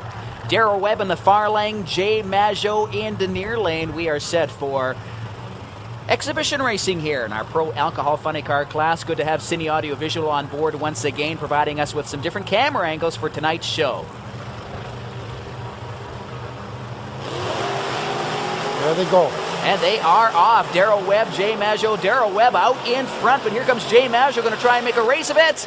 At the finish line, it is Darrell Webb picking up the big win. He cruising at around 180 miles an hour, both these two drivers. And sorry, race fans, we were supposed to have some information for you on the screens. Reaction time, elapsed time, mile per hour. Didn't happen. Hopefully we'll get that situated and fixed up for you for our next pass of funny cars, which is the Federal Mogul Funny Car. This is semifinal action. We talked with one of the drivers earlier on. And Stan Ankers, for some strange reason, I've got a craving for an Eat More chocolate bar. We're going to head into the pits right now. Driving the Eat More Top Alcohol Federal Mogul Funny Car from Humboldt, Saskatchewan, Kevin Therese. Kevin, of course, what a night for night number one of qualifying here at Budweiser Motorsports Park. You set your best ET mark here at this facility. Yeah, it was really exciting. We ran a 6:12 at 2:26.98, and the car was really good, holding the track well, and we were really happy to do that for Eat More and Mac Tools, you bet. Now, Kev, a lot of frustration on drivers for the 2000 season, mainly because of rainouts. No momentum building whatsoever. Absolutely, and of course, we don't want to be like the farmers and complain, but actually the rain has hurt us. Now, of course, that's what you do. That's your regular job. This is the fun stuff you do on the weekends. Yeah, actually, I'm an ag mechanic, heavy-duty mechanic at a shop. I work every day, and needless to say, we hear that from the farmers about the weather. So, well, Kevin Therese, good luck tonight at the NHRA Canadian Open, and hoping maybe you'll bring home a Wally. Well, we're hoping for that too, and we hope the best for all our competitors. Good luck in round one. Thank you very much. And right now, we do move into round number 2 action, Stan Ankers. And hey, look who's coming up. It's the number 1 qualifier, Roger Bateman in the near lane. That's right, Gord. And this is the one that the other 3 are shooting for. Over the winter time, they put more into the car. They put more equipment into the car, upgraded in that, and they're out to take Roger out tonight. Well, there's a good close look at the Mopac Showdown Top Alcohol Funny Car of Roger Bateman. Each and every Canadian Open event that we've run here at Budweiser Motorsports Park, a new track record's been set. Last year, Roger Bateman set down a stout 587, 238.15 miles an hour, and he owns both ends of the track record here at this facility. But the track tonight, though, a little bit greasy. We've got an easterly wind. Yeah, and I don't know what we can see here. We'll just have to wait and see. It's like you say, Gord, it's a little greasy, and the guys have been in the first round a little all over the track, and it's going to be interesting the second round. Well, sure nice to see Cine Audio Visual on board once again with some unique camera views here, as we do have a start line finish camera for the remainder of our show here tonight, as we take a good look at the burnout. Burnout's very important for these 2,500 horsepower machines. Yes, Gord, they have to get these tires sticky. I mean, they're very wide, and the idea is to get everything planted right off the starting line. Very important. And if it doesn't happen, they can go up in smoke. So the burnout is not a show. It turns out to be that way, but the main purpose is not a show. It's for go. Well, the tires get heated up to about 800 degrees Fahrenheit, nice and sticky, so they adhere to the concrete launch pad. In fact, all of our competitors do have to do burnouts, a very vital part of a quarter-mile run. Well, Danny Fillion in the far lane in the Snap-on Tools sponsored Federal Mogul Top Alcohol funny car. We saw him license on this show a few years ago, and boy, has he ever come a long way. So it's a Fillion and Bateman, round number 2. One of these two cars goes to the final. RPMs come up right now. Again, Danny spent a lot of money and time over the winter time just for this run right here pretty well. Let's see how he does.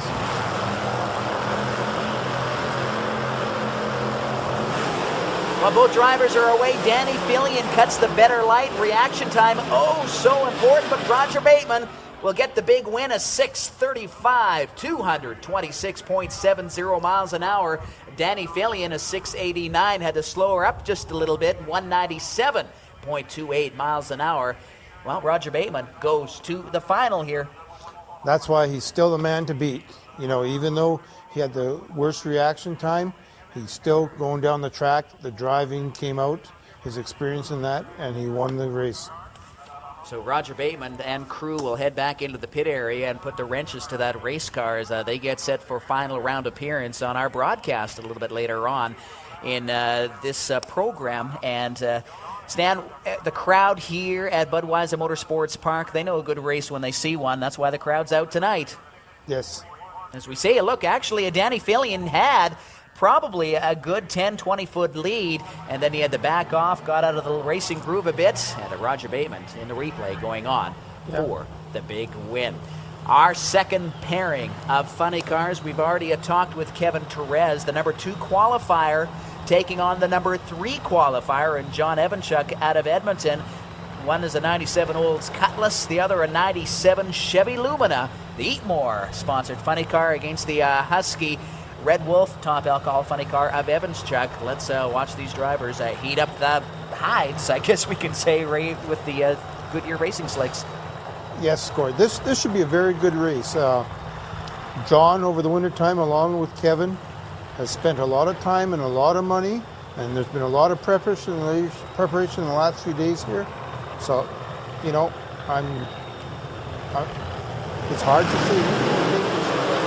I have to put my money on John on this one, but I'll tell you, Kevin's come along this way this year. We talked with John Evanchuk earlier on in this broadcast in the pit area. Some stressful times right now for the Red Wolf Top Alcohol funny car team of John Evanchuk out of Edmonton. The first round, you may have hurt something in the car. Well, we're just doing some routine maintenance, and we've had such little time between rounds here, things aren't cooling off too good, so maybe it's just heat related and we got extra clearances that we're not usually aware of. It's been a tricky track to control here tonight, of course, so you probably wish you qualified just a little bit better. Yeah, the track's been not there. It seems like out in the middle of the track it's not there, so we haven't been able to put a whole bunch of horsepower to it out there where we would normally run big numbers with this motor. Now, a lot of people are anticipating a Battle of Alberta final between yourself and, of course, Roger Bateman out of Calgary. Yeah, well, that would be great. You know, we'd love to get against Roger again in the final and see if we can redeem ourselves from last year. But, you know, Kevin Therese over there in that Eatmore car, boy, they got that thing running good. And we got to get by him first, so we're not looking at Roger yet.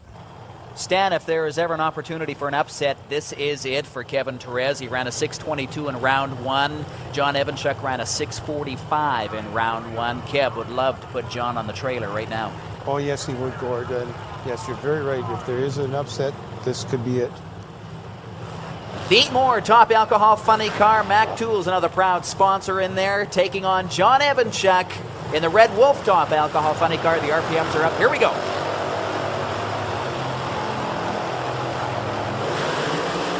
Is there an upset in the making? Well, John Evanchuk has answered the call, of 5:38 reaction time, and he wins it, a 6:41. Ooh, we've got some motor problems, looks like, with Kevin Therese, a 6:75, 186.29 miles an hour.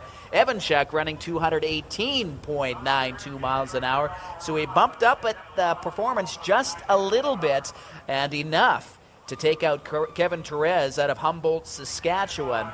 So it will be the Battle of Alberta. It was anticipated And John Evanchuk will be taking on Roger Bateman in the All-Alberta final. Tease of the day here at Budweiser Motorsports Park, part of the NHRA Canadian Open Hot August Night. Mike Coffini up from Spokane, Washington. Qualifying earlier on today, and you did a number on your race car. Yeah, we left the line, went into a wheel stand, got the wheels about 4 feet in the air. I just shifted to second gear, and right about then it broke the rear end. So came down kind of hard, and unfortunately we don't have the spare parts to fix it for this race, but we'll be there in Calgary for the weekend. That is too bad, because you ran so well a couple of weeks ago down at the big AHRA race in Seattle, or Spokane, wasn't it? Spokane, yes. That's your hometown, and you run it up there, but you're hoping for a big showing here. Yeah, our car's making good power. Hopefully we'll get a chance to get it all together for Calgary and show you guys what this thing's got in it. Well, thank you very much, though, for coming to Edmonton, Alberta, Canada, and you're going to be a spectator, you and your crew, for the rest of the night. Yeah, we'll be working, too, so, but we'll be back here for next year's for sure. And we've got the cars coming up to the start line right now, but Stan, we do have some cars missing, unfortunately. What's happened is Serge Dion, after his winning run, he broke. And he's not going to be able to make the call to face Bill Edwards Jr., and therefore Bill Edwards will get the single into the final. Yeah, that's an unfortunate break for Serge. Actually, we've got word from the pits that what has happened is they possibly spun a bearing. Ouch. So they got to yank the motor and everything. So that puts you out right now. You're done. So Serge Dion can't make the call. So Bill Edwards Jr., boy, this has been a rough race for top alcohol dragsters. We had Mike Coffini just finished the interview with him, breaking his car. And, well, we're not going to get a stout run right now from Bill Edwards Jr. either. I think this is a smart move on his part. You can see the reaction time. Ouch, a .400 is a perfect light on the Pro Tree. So Bill Edwards Jr. is just taking a, well, Wednesday night drive down the strip into the final. Crosses the finish line at 20.48 at 50.19 miles an hour. Bill Edwards Jr. goes into the final. I'm suspecting he's hurting a little, Gord. BJ Edwards or Bill Edwards here at Budweiser Motorsports Park for the 2000 Canadian National Open and Hot August Night. Track a little bit tricky during qualifying. Yeah, it was. We were here about 3 or 4 years ago and had problems. So the first qualifying lap, we went real safe on everything and made it down. Actually, pretty happy with the way we made it down. The second time, we just being safe and actually slowed down a little bit. But we feel pretty comfortable getting down the track, I think. Well, that's the name of the game right now, is getting down the track. And who you're facing in round number 1, of course, if they don't get down the track as good as you, well, you're going to be on to the next round. That's right. A lot of the qualifying times right now are so close, so it's going to be anybody's game. Of course, a faster qualifier gets to get his lane choice, but we've made past both lanes now, and we feel pretty comfortable. Wow, Stan Anker's mechanical gremlins hitting our top alcohol dragster field. Leo Grocock from Mission, British Columbia, sitting in the pit area right now. He's done for the day, so Steve Sitko gets the single run and looks like he's going to baby it down the quarter mile as well. He doesn't want to take a chance. Smart. Bill Edwards Jr. didn't want to take a chance either. Very smart. Yeah, they're conserving their parts for the final, for the big run. There's a question of whether they should give it or not, but there's different opinions of this. Well, here is our ladder for the final here, race fans. Steve Sitko, your number 1 qualifier, goes to the final. He was supposed to meet Grocock in round number 2, didn't make the call. Grocock broke. Serge Dion was supposed to take on Bill Edwards Jr. from Sumas, Washington. Dion didn't make the call, so it is a U.S.-Canada final. Steve Sitko from Edmonton, Bill Edwards Jr. from Sumas, Washington. Volcano, Gravity Storm. What's going on? You're pulling a fast one on here tonight at Budweiser Motorsports Park. Chuck Haynes. Thank you. It's great to be back, Gord. Yeah, we've slipped a little one in on you guys this time. We bought a brand new car out here. This is the debut of the Volcano jet car. So this is the first appearance in Canada, first appearance on TV as well, and first appearance for the fans that are packing the grandstands here at Budweiser Motorsports Park. It is. It's actually the first appearance of the car anywhere, both in the United States and in Canada, as we know it as Volcano. It's a brand new car for me. Now, the difference between your Volcano jet dragster and Gravity Storm, what are the main differences? Well, actually, both cars were built by the same guy, which makes it really nice for me. I can climb in either car, and I'm comfortable in either one of them. However, the new car is a little lighter, about 200 pounds lighter. There's a few tricks that have been done to the compressor section on that Pratt & Whitney J60, and it's making for some awfully quick times. Now, we talked about this last year, hoping to see maybe closing in on the 300-mile-an-hour mark. Is that possible tonight? Well, I'd sure like to think so. I won't promise anything. The air is still pretty warm here, and the shutdown area is a little short here, the braking area. So obviously the first run I'm going to ease into it and shut it off a little early, and we'll see how easy we get it stopped. As the night goes on and it cools off and the air gets a little better, that's when we're going to see the big numbers, and we're certainly going to try. Well, Chuck Haynes, good luck in the brand spanking new Volcano Jet Dragster here at the Hot August Night here at Budweiser Motorsports Park. Well, you got to love jet cars, Stan Anchors, and we're going to be seeing from Chuck Haynes in the brand spanking new Volcano in just a couple of moments. But what's that I hear? I hear a train a-coming. Yes. Our buddy from down south from California. From Van Nuys, California, Casey Jones in the Cannonball Express. Of course, he made his debut on television in the Edmonton area last year on Shaw Motorsports. And, of course, making his debut on our first show of the season in 2000, Brad Januszewski from Drayton Valley. That's right, in the C-Tech Energy Services Rolling Thunder car. Yeah, C-Tech, of course, proud sponsor of the Rolling Thunder. Of course, you need sponsors. We need sponsors. We just went through moments ago to bring you the television coverage here. And, of course, you need sponsors to run a race car. That's right. Even though these guys are paid to come to the track and everything, they still need sponsors. These are very expensive cars and that. And Brad and Heather, they're so happy to be back here since the race a month ago here. And they're just looking forward to running again tonight. Well, Brad Januszewski in Rolling Thunder, and it's a 2000 Monte Carlo is what the body is. And the jets here that we have on the property that you'll be seeing here tonight on Shaw Motorsports, race fans, around 11 to 12,000 horsepower each. It's the thrust, actually, is what it's measured in, and it's around 6,000 to 6,500 pounds of thrust, and anywhere between 11 to about 12,000 horsepower.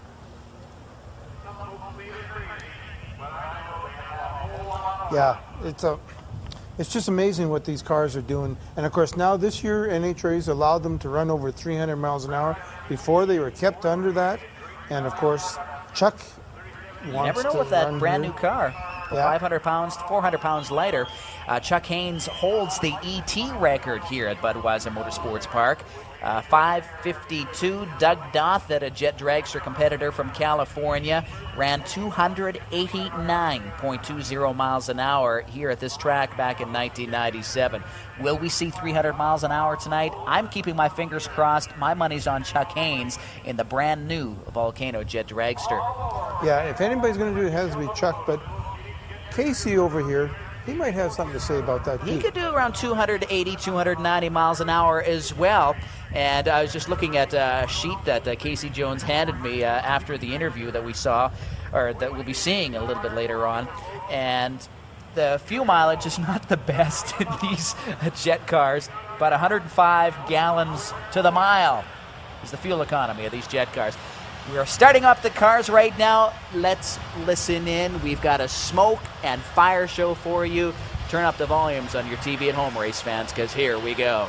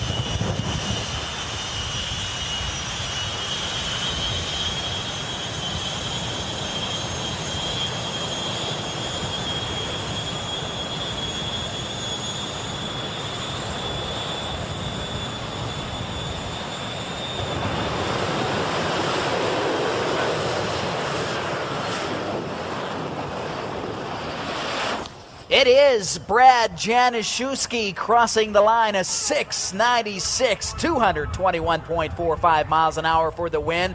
Casey Jones, a 6.6 something. Obviously, our clock's messing up again. 209, there we go, 6.66 second run. We had to use the scoreboards here at the racetrack. 209.64 miles an hour. Januszewski winning round number 1 in the jet cars here against his buddy up from the California, Casey Jones. Yeah, and of course Brad, local homeboy out of Drayton Valley, he put a number on the reaction time there to Casey. Well, we got our second round, or second pass, I should say, of our jet car competitors. We've got Chuck Haynes in the debut of Volcano going up against Pacifier and Leland Blee, a driver up from Billings, Montana. In fact, Blee and Haynes are actually teammates. Chuck owns the Haynes Racing Enterprises. He has 2 jet dragsters under his fold, and he travels around to different racetracks. Of course, he and Blee were down in Australia. They rung in the new year down under, going down the quarter mile at around 280 miles an hour. So that was a neat experience for both Haynes and Blee. Well, there's a good look at the brand spanking new Volcano jet dragster of Chuck Haynes. And a little bit apprehensive prior to the event here tonight. It's a brand new car, of course, and he's just worried about how it's going to perform here tonight. Of course, he ran south of the border when he bought this car, 315 miles an hour in a couple of checkout passes. So you betcha. That's one of the reasons why I'm saying, and we've been saying, that we could see an over 300 mile an hour pass here tonight. Yeah, that's true, Gord. If you look on the far side with the Pacifier car, the fellow that's helping him there tonight is Jeff Goodwin out of Red Deer, Alberta. Actually, Jeff went over to Australia with these guys and spent the winter. That's right, he Jeff did is too. a well-known drag racer involved with the alcohol funny car here, and it's been around for a long time. Well, Leland Blee has been around the sport of drag racing for a long time. Began racing at around the age of 15. He raced an old 52 Ford. And then he's been involved in Nitro cars, both front and rear, actually fuel dragsters. So Leland, he's been around the quarter mile scene for a long time. And when he got the phone call from Chuck Haynes about 4 years ago, hey, how'd you like to race a jet dragster? Leland definitely jumped at the chance, and here he is tonight. He's paid his dues, so to speak. He's been in different categories, running different cards. Yep. And understandably, having a fun time doing the jet car thing now. Well, I was just taking a look at the staging lanes. How come there's no cars there? There's no one sitting and standing around in the staging lanes. Well, for a good idea, obviously. There's a very good reason they're not standing there, and we'll see that in a few minutes when they light them up. You don't want to be standing back there. It's a safety factor. No. The stuff they blow off the back of their exhaust and that. If you're standing there, you could lose your eyesight. Yes, you can. We've got one jet car dragster fired, and that's Leland Blee and Pacifier. What's going on with Chuck Haynes' Volcano jet dragster? It's not going. Sometimes your days just don't go right. You have a bad hair day, whatever, and for some reason they can't get that car started. Well, we see one of the helpers coming here comes over Jeff. from. He's going to come over and see if he can give him a hand. Also, there seems to be a little concern of trying to get it fired up. NHRA officials heading on over. I see one of our starters, Eddie Shapka, heading over there as well. And it looks like they are looking underneath the jet dragster of Chuck Haynes. Something is not going. They can't get this thing fired. Yeah. So I don't know if it's a fuel distribution problem or maybe a starter problem. We hope to have some information for you, race fans at home watching this, and what is going on with Chuck Haynes' Volcano jet dragster. It's got to be very frustrating time for Chuck right now. He's basically a perfectionist, and any little thing that doesn't go right drives him absolutely crazy. And here he is with his brand new car. We know it can run over 300 miles an hour. He loves running in Edmonton. He loves the fans up here. They're just great with him and everything, and he wants to put on a show. I can imagine he's very frustrated at this moment and that, but this is part of drag racing. Sometimes you have these problems. That's right. I love the paint scheme on this new jet dragster, and it's beautiful. Some conversation is going on right now. between Chuck Haynes and one of his crew members. Now, the one nice thing here, Gord, is these are jet cars. They're not piston driven.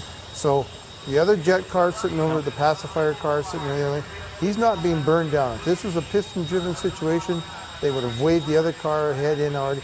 We see Chuck getting out. He's getting out of his car. Unfortunately. Yeah. Oh, that's too bad. It is really too bad. Not the debut he wanted for this jet dragster, but they'll be back with the fire show. Get out of there, guys. Yikes. There's the starter being tossed in the back of the tow vehicle of the Volcano jet dragster. So they're going to go back into the pit area. Maybe it is a starter problem. Who knows? Well, we hope to have some information for you, race fans. But in the meantime, Leland Blee will get the single in the pacifier jet dragster. Chuck Haynes' car will not make the call, and so Blee will get the single.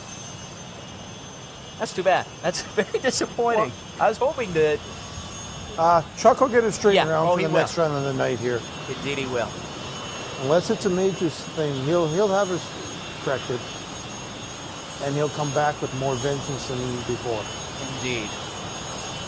Blee comes up to the start line. You're going to see the smoke and fire, full afterburners. Away he goes down the quarter mile. At the finish line, a 6:42, 212.86 miles an hour. Leland Blee takes round number 1 between he and Chuck Haynes in the jet dragster class.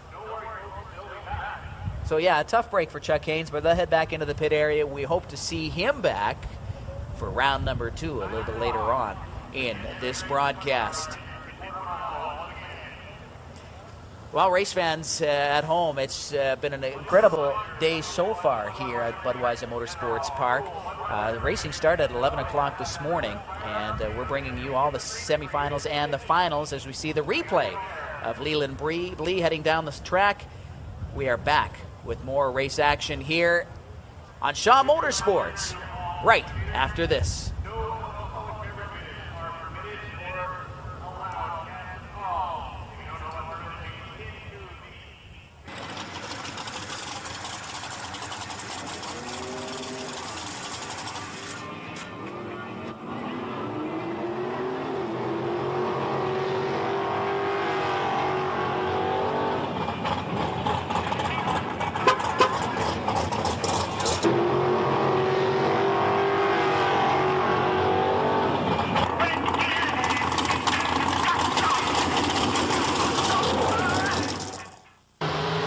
And welcome back, race fans. Trilenium Industries Championship Drag Racing and exclusive coverage of the NHRA Canadian Open. Snap-on Tools Hot August Night. Our first look at Top Comp semifinal action right now.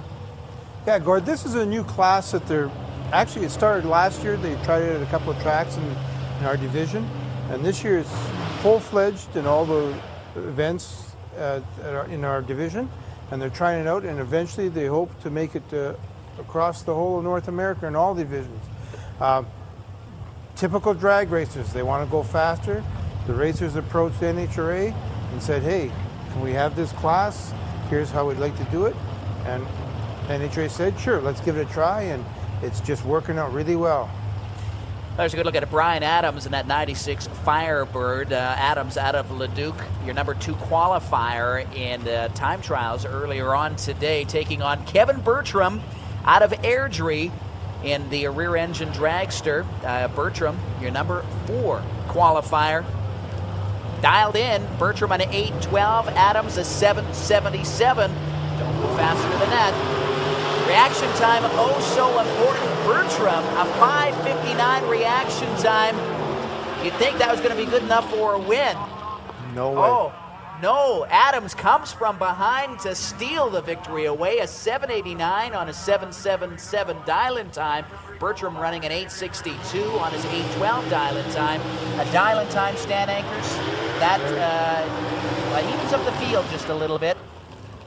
It's the anticipated run down the quarter mile. That's what a dial-in time is, race fans, if you are brand new to NHRA drag racing in this top comp class.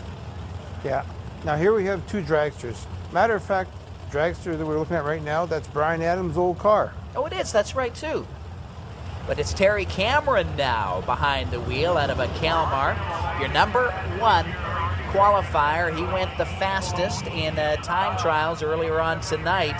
He's going up against Mark Campbell. Mark Campbell definitely loves this class. Super Comp racer, numerous track championships at this facility. So Terry Cameron definitely has his hands full in this semifinal round. Campbell is dialed in with an 8.08. Cameron, a 7.53. A perfect light is .500. Campbell is away first with a 5.33. Cameron, the better reaction time with a 5.24 at the finish line. Campbell runs an 8.10, but Cameron, look how close he was to his dial-in time, a 7.54, 176.36 miles an hour. Terry Cameron picks up the big win. I would consider that a little bit of an upset. Yes. Again, look at the reaction time. There's where the difference was. The horsepower picked up in the top end for Terry, and he got Mark. Both good racers, both from the Supercom ranks, but excellent race.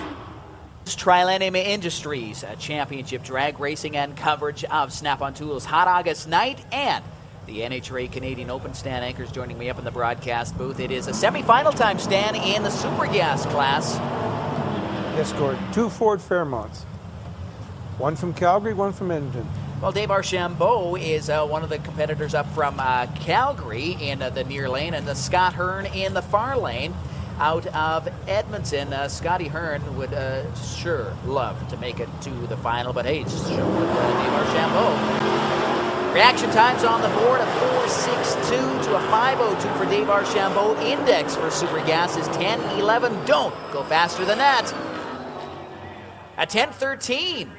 Reaction time, one of the reasons why. Scotty Hearn, he crossed the finish line first. He had the better reaction time, even though he was not closer to the index. And Scotty Hearn, you can see him just ever so slightly leaving the start line quicker than Dave Archambault from Calgary. So that's one half of the Super Gas final, Scotty Hearn. And who will make up the other half? We'll find out here in just a couple of moments as we have the drivers coming up to the burnout box area right now. And Brad Decker is one of those competitors out of Sherwood Park. Brad Decker. Eddie Pleasure in the far lane. Eddie Pleasure in the far lane. Eddie Pleasure hoping to make it 5 Wallies tonight with the win. But he has to get by Brad Decker, who is a huge competitor here at this facility. Reaction time on the boards, a 4.00 is a perfect light in the Super Gas class. Look at Eddie Pleasure. He won't be giving any ground at all to Brad Decker. A 10.11 is the index, and a 10.19. Brad Decker did all he could. The slow reaction time definitely hurt him. Pleasure crossing the finish line first. A 10.19 on the 10.11 index. Pleasure will go to the final in the Super Gas. So Eddie Pleasure, one step away from winning yet another Wally. Yeah, well, Eddie this year, he started out very early. He's probably got more racing this year than some guys have in 2-3 years under his belt. He's been down in the States back when the snow was still on the ground here, and it showed up here.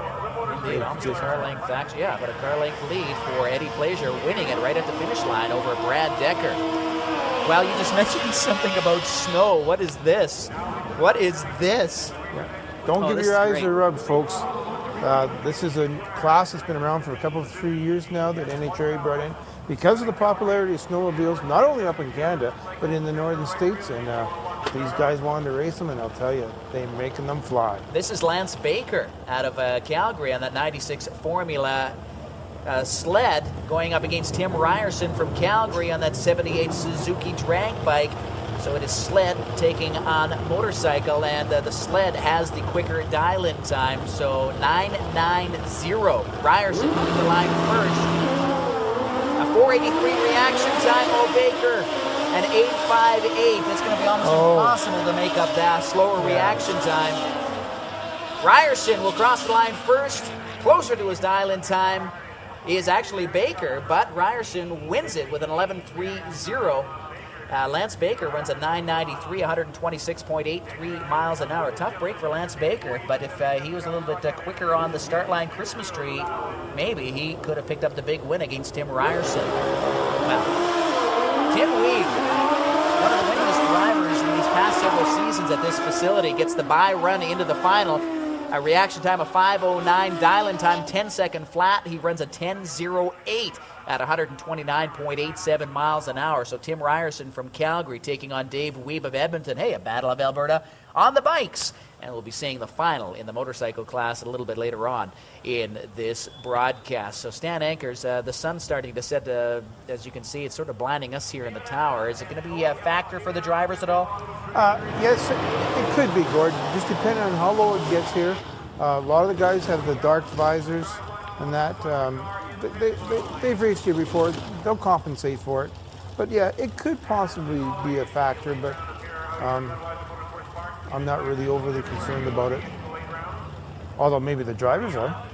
Yeah, exactly.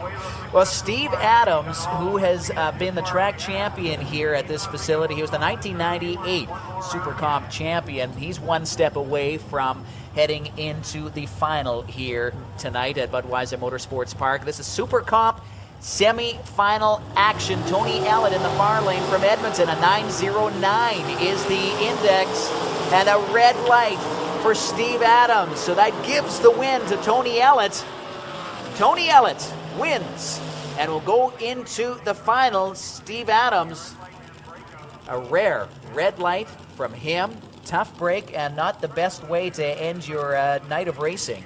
No. Steve with the two cars out of Campbell Automotive, Mark Campbell being the other driver. These guys have dominated basically this Super Comp field, but you know what?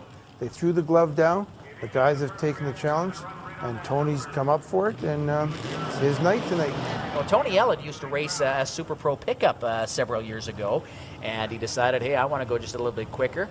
That used to be, it used to be a top alcohol dragster. That's right. Of way back in, I believe, the late 70s, early 80s. That's right. So Randy White, he gets the bye run into the final. Now, this fellow here, Randy, out of Calgary, cuts beautiful lights. Oh, he does indeed. He's taken about a year or so off, but he's come back this year, and I'm telling you, he's put the fear in the rest of the guys. Oh, look at the light, you just mentioned it. A 4.29 reaction time of 4.00 is perfect. A 9.09 index. And he runs a 9.12, 149.22 miles an hour. Randy White, part of the Dirty White Boys racing team, says, hey, I'm ready for a challenge. Tony Ellett, I'll see you in the final a little bit later on tonight. And that should be a good final, Gord. Experience here. Randy been around for a while. Tony just around for a couple of years. So very interesting final. A little tidbit on Randy White. He won one of the first nighttime events ever held at this facility back in 1993 in the Nitro Hunt. So Randy White is ready to go. Well, we've seen this car before, Stan Anchors. Our last broadcast on Fox Hunt 2000, Adolf Sabarin was the big winner, and he's hoping to make it to a final round appearance here tonight at Budweiser Motorsports Park. Yeah, here we have Chrysler versus Ford, Mustang versus Demon. This is the pro semi-final right now, race fans. Bart Mason from Calgary, Alberta, and that 71 Dodge Demon. Adolf Sabarin out of Edmonton, 67 Mustang. Dial-in times are on the board at 12.30. Concentration on Adolf Sabarin's face, 12-second flat dial-in time. Both drivers are away. Mason has the better reaction time of 5.77 to Sabarin's 6.01. Can Sabarin make up for the difference? Can he? At the finish line, both drivers break out. Mason breaks out less at 12.28 on his 12.30 dial-in time. Sabarin breaks out more with 11.96 on his 12-second dial-in time. So, Bart Mason out of Calgary makes up one half of our final in the pro class. Who will make up the other half? And we hear the warm-up in the background, Terry O'Connor, Rod Havens. Here, Gord, if you looked at that shot we showed of Adolf, the sun was just in the face. I think the sun maybe made a difference. Adolf and Bart both usually cut real good reaction times, but with the sun coming at it, the angles, I think that made a difference there. here's a good look at a track champion going back a few years ago here at Budweiser Motorsports Park. Rod Havens from Airdrie, always a tough competitor, 12.59 dial-in time. And in the pickup, that 83 Ford Ranger, Terry O'Connor and Rod Havens. Oh, Rod, a red light. His day is done. So that means Terry O'Connor gets the easy win into the final. Oh, he's lucky that Rod Havens, redlit, he broke out. Terry O'Connor, 12.77 on his 12.78 dial-in time, 99.59 miles an hour. And Terry O'Connor out of St. Albert will definitely make note of that and make adjustments. Yeah, and in this case, Gord, here, both of them had an infraction, but the first infraction is what counts. Yep, the red light. Terry got lucky. Yep. If that's what you want to call it, but he's in the final. So it'll be a Ford Dodge final. Bart Mason out of Calgary taking on Terry O'Connor out of St. Albert. And it's going to be a very, very exciting final in the pro class here this afternoon. Super Street. This is an indexed class. And we'll see the index here in just a couple of moments. 11:10. It's 11:13 is the index. Randy Motorshawn taking on Fred Schwab. Semifinal action right now, race fan, in the Super Street class. Now this class here, Gord, it's a heads-up class, but it doesn't go on a 4/10 light. It goes on a 5/10 light. 500 is a perfect light. Right. And Motorshawn 528 with Fred Schwab. Oh, a tough break for him. Red lighting again, not the way you want to exit your day here at Budweiser Motorsports Park. Motorshawn runs at 11:20 on 11:13 index at 131.21 miles an hour for the win. Randy Motorshawn makes up 1/2 of the final here at Budweiser Motorsports Park tonight. Craig Bickle, a driver who made the long haul from Vancouver Island. In a beautiful 67 Isn't that a Camaro. gorgeous car? Indeed, that is a gorgeous car. It's almost a shame to see this car running down the track. It should be just... Well, pretty soon, this is probably going to be the only place we'll be allowed to see these cars running down the track with the price of gasoline right now at the pumps. Bickle, 11:13, a 5.40 reaction time. The index, as I mentioned, at 11:13.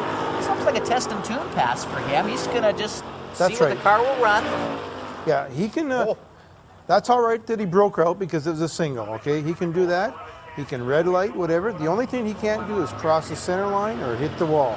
11:10. So yeah, it was a test and tune, and again, he's come a long way. He doesn't know this track as well as some of the other guys, so he's getting his chance to check it out.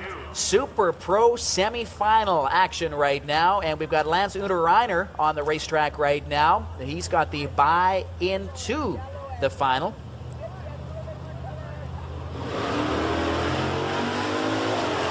It's a 69 Charger, 5:39 reaction time. He's dialed in at 10:74. Let's see how close he can get to his dial-in time.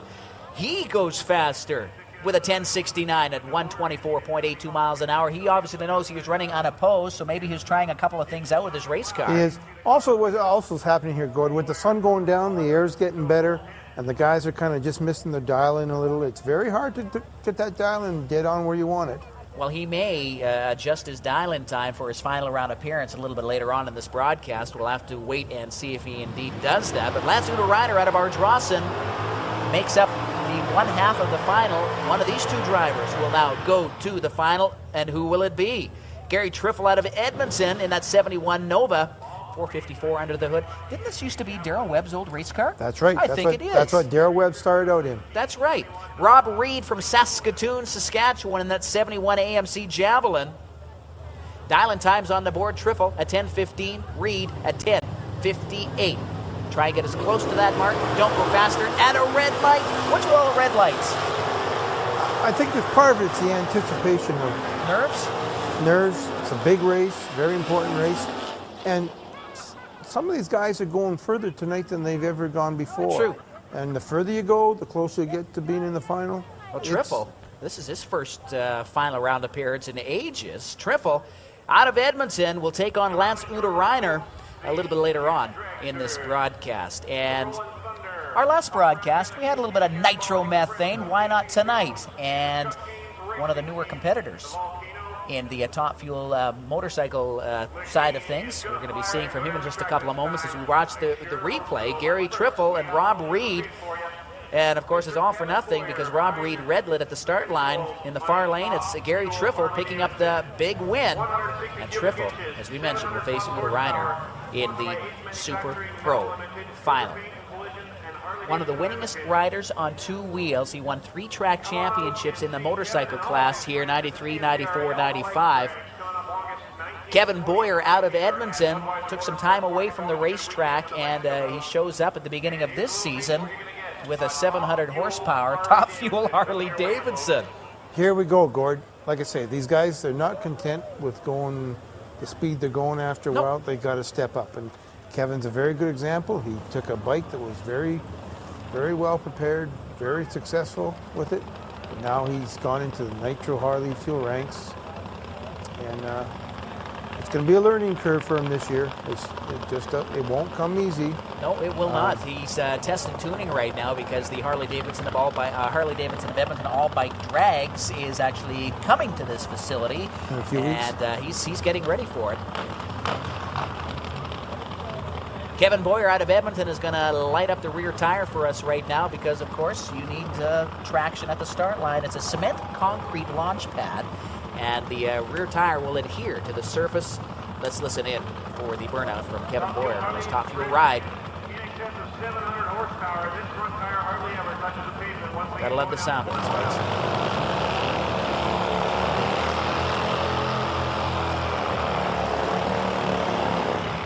It sure looks good, and it is, well, for show to a point, but a burnout definitely serves a huge, huge purpose. Kevin Boyer was saying in the passes that he has done so far this year, they're learning a little bit each and every time. They're not perfect. He says we're far from doing 180, 190 mile an hour pass, but right now they are content with just getting down the track and keeping this 700 horsepower motor together. Yeah, and Gord, Kevin's actually a guy that's adapted to this bike quite well.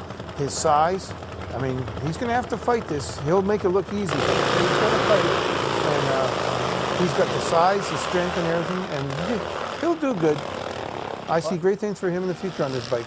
Leans it out just a little bit. Yeah, and that affects his ETN mile per hour, an 874, 123.66 miles an hour for Kevin Boyer. But a few years down the road, hey, maybe with his team that he has behind him and the sponsor, Ace Manufacturing, maybe next year we are going to be seeing 170 mile an hour pass. Next year we'll see better things. This is a learning year. The curve is a big one to learn. Just it was his first year on the wheel of on the regular stock bike. He had 3 track championships to his name. Top Alcohol Dragster competitors lined up at the start line. Let's talk with one of the finalists. Driving the Trillium Industries sponsored Top Alcohol Dragster and the #1 qualifier here at the NHRA Canadian Open. Snap-on Tools Hot August Night. Steve Sitko out of Edmonton. Feels pretty good sitting on top right now. Yeah, it sure does. We did it last year, and we're hoping to hold on to it this year. So, pretty stout field of Top Alcohol Dragsters here for tonight's big show.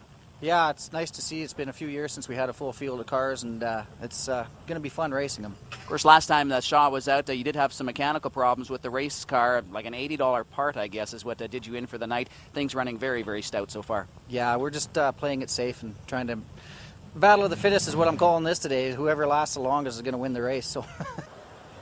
Well, whoever keeps their car together is going to win the race. Wow, it's been quite the night for our Federal Mogul Top Alcohol Dragster competitors, just keeping their cars from breaking. And the two that have done the best, Steve Sitko, who we're looking at right now, concentration. The concentration right now, just look at his eyes. As he's staring down the quarter mile, which what he is hoping is to be a victory. But if he looks over his left-hand shoulder, he sees Bill Edwards Jr. from Sumas, Washington, hoping to do just the same. Yeah, gives a little thumbs up to us with the camera here and that. But he is concentrating. You have to. Things happen too quickly. Well, how they made it to the Top Alcohol Dragster final. Sitko was the #1 qualifier. Bill Edwards Jr. out of Sumas, Washington, your #3 qualifier. Unfortunately, the #2 qualifier, Serge Dion, broke in round #1 and couldn't even make the call against Bill Edwards Jr. in round #2. So as the ladder shows, Edwards Jr., Sitko are meeting in the final, and we've got that for you right now, race fans. And the early advantage definitely will have to go to Steve Sitko, but right now with breakage, and it's anyone's game. It is anyone's game. Steve Sitko lighting up the rear tires on his Trilanium Industries sponsored Top Alcohol Dragsters, one of the many proud sponsors on that race car. Okay, Gordon, now here, the sun should not be a factor. It's No. gone down enough. There's a little bit of cloud cover, actually.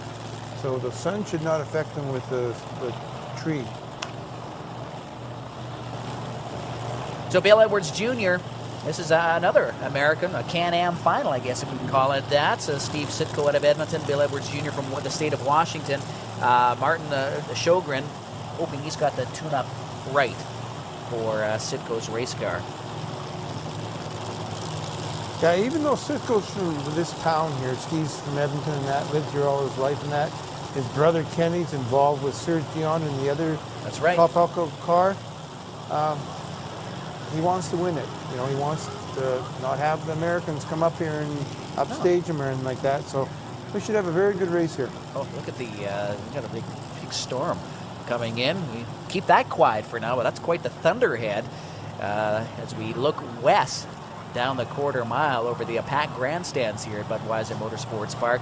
Race fans, I hope you're enjoying the coverage thus far. This is Trilanium Industries Championship Drag Racing and coverage of the Hot August Night and the Canadian Open. This is your first final of the night here on television. Junior, Edwards Jr., Sitko. The RPMs are going to come up as they get close to the start line. The RPMs come up to around 4,000, and then they will stage the car and then head down the quarter mile. Edwards Jr., Sitko, finally, right now. Well, Bill Edwards Jr. cut the better light. Steve Sitko gets by him just about the 1,000-foot mark and takes him for a win of 6:28, 209.93 miles an hour. Mile per hour is a very close. Bill Edwards Jr. from Sumas, Washington, a 6:54, 207.27 miles an hour. But look at the reaction time. Bill Edwards Jr. had a slight advantage, a slight lead right off the start. But if you look in the replay here, look at the wheel stand. Hold the wheels, Steve did. But Steve just outpowers him going down the track. Steve's got the horsepower in his car tonight, and there it is. Beat him by a car length at the end. Car and a half length lead as the capacity crowd looks on here at Budweiser Motorsports Park. So congratulations to Steve Sitko winning the big trophy here tonight at Budweiser Motorsports Park. But also congratulations to Bill Edwards Jr. up from Sumas, Washington. He survived, which was indeed an expensive day for a lot of the other competitors here at the Canadian Open Snap-on Tools Hot August Night. Yeah, he's got nothing to be ashamed of. No. It's, you know, you want to win, but hey, next to winning, runner-up's the best. That's right. Jet car time here at Budweiser Motorsports Park. The second round of action here as you have a close-up look at Casey Jones in the Cannonball Express. What a competitor he is, and what a character as well for those of a lot of fun. For those race fans that were here at the facility tonight and managed to go down into the pit area and talk to some of these competitors. One of the more colorful characters is Casey Jones from Van Nuys, California. And the old cow catcher on the front. This is one of the more unique jet dragsters in North America. And there's the newest funny car in Canada, the only jet funny car in Canada. C-Tech, rigsupplies.com, sponsored 2000 Monte Carlo of Brad Januszewski out of Drayton Valley. While they are coming to life, and just in time too after that commercial break, the proud sponsors of this Trilanium Industries Championship Drag Race Night on Shaw Motorsports and the coverage of the Hot August Night NHRA Canadian Open. The cars are being fired in the far lane. It is Brad Januszewski out of Drayton Valley, and Stan, he's come a long way in a short amount of time. He only got his license in November of 1999. He only built the car 6 months ago, finished the completion of 6 months ago. So him and his lady friend Heather, they have done marvelously with this car. They should be very proud of what they've done. And you know, we talk a lot about Brad and Casey and that and all the drivers of that, but I'd like to talk about Heather here for a moment. You know, She works very hard in the car with. It's just her and Brad mostly. Brad's got some help tonight because he's got some of his hometown fans from Drayton Valley out here. You're my man. And but Heather, Brad tells me going down the road, she's in the books, reading about the car, reading things, checking things, and she's very integral part of this car. Actually, he gives her more credit than he has in the car. He says, I just get in and drive. She tunes it. As we go on board, Cannonball Express again, Cine Audiovisual, thank you very much for the unique view that we have here at Budweiser Motorsports Park tonight, and for the race fans at home checking in on the action, Cine Audiovisual in Edmonton. Again, thank you very much. And, well, we should mention, of course, Casey Jones.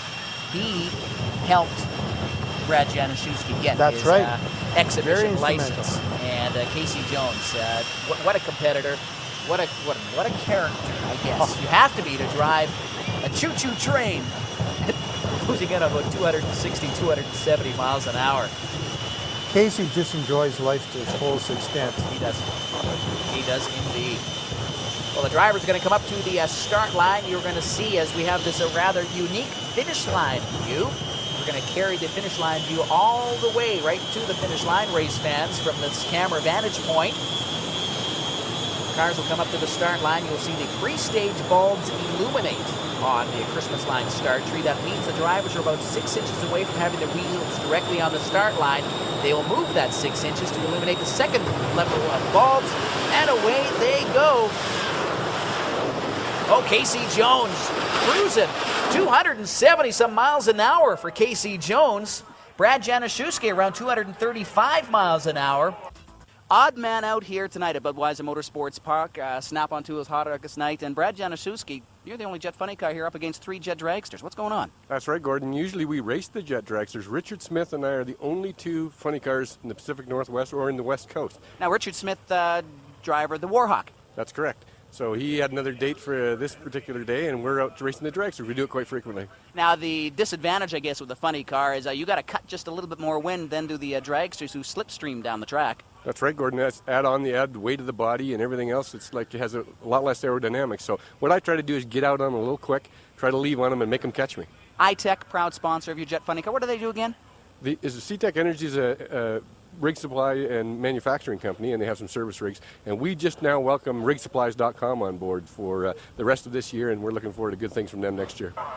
Well, we'll be seeing Brad Januszewski and Casey Jones for the final pass of our broadcast and the show here at Budweiser Motorsports Park a little bit later on. And the good news right now, though, Stan Anchors, is Chuck Haynes. Looks like they've got the problem corrected, and it was. We were kind of guessing it might have been a starter. It was the starter.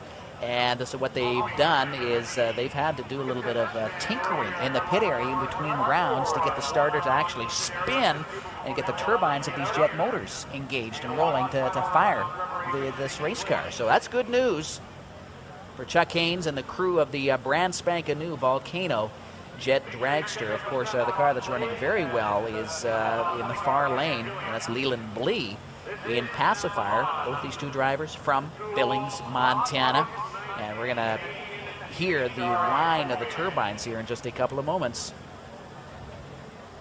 Yeah, I knew Chuck would come back. Yeah. You know, unless it was a major thing, I knew he'd get it fixed. And again, he loves the crowd here. He loves to perform in front of them at Budweiser Motorsports Park. Well, this is one of the first tracks he performed at professionally back in 1993 with the original Gravity Storm, which, of course, we've been used to seeing over the past couple of years on Shaw Motorsports broadcasts. And like I mentioned earlier on in the interview, he did pull a fast one on us and the racetrack by bringing this brand spanking new jet car to this facility and making its, well, Canadian debut, its North American debut in front of a packed crowd here at the track. Well, both cars are going. That is good news for Chuck Haynes. Time now for the fire show. Let's listen in. We're going to let the cars do the talking for just a couple of moments as Stan and I enjoy the view up here in the announcer tower.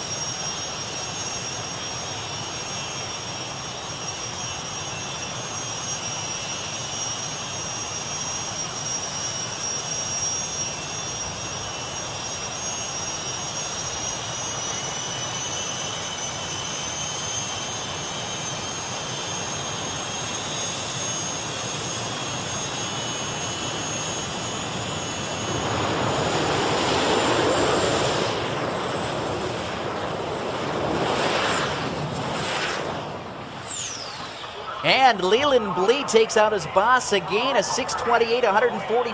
We got problems in the far lane.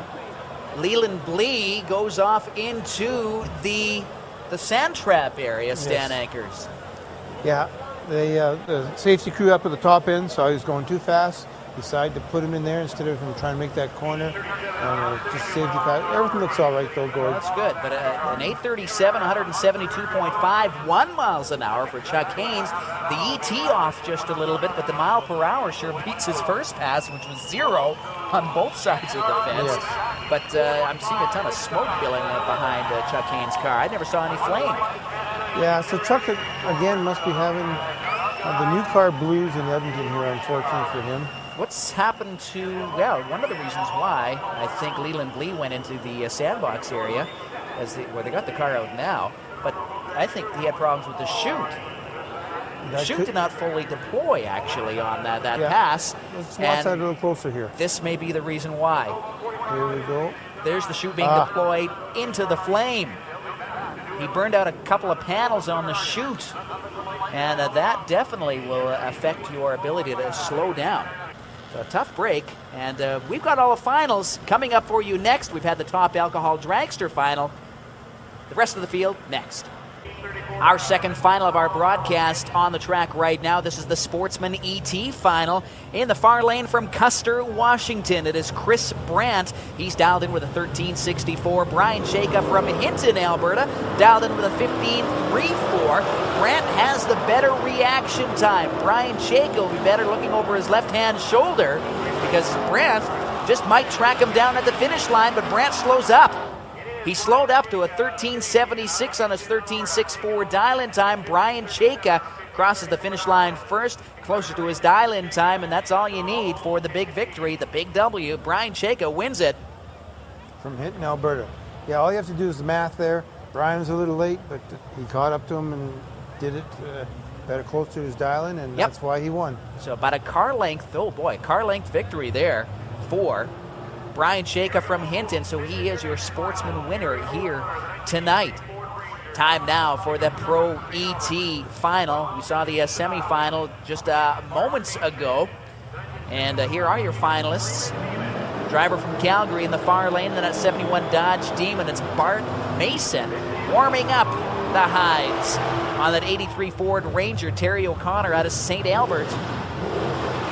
Mason, O'Connor, final in the Pro ET. Dial-in times are on the board right now for you race fans. Mason at 12.27 dial-in time. Terry O'Connor at 12.78 dial-in time. O'Connor will leave the line first. The perfect light is 5.00. You want as close to the 5.00 mark as possible. O'Connor, an unbelievable reaction time with a 5.14. Mason was sleeping with an 8.05. O'Connor basically has this thing in the bag. He does. But, he breaks out. He breaks out big It was time. his to win, Gord. It was his to win. It was his to win, but he loses it, breaking out at 12.07 on his 12.78 dial-in time.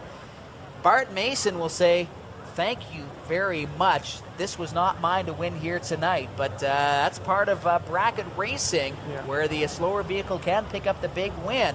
Again, a dial-in time is what you think your vehicle will cover the quarter mile in, and Terry O'Connor thought wrong. Yeah, all of a sudden, Terry's truck picked up and where did that come got from? something out of somewhere. I'm sure he'll be kicking himself. Yeah, he'll be kicking himself quite well, but nothing to be ashamed of.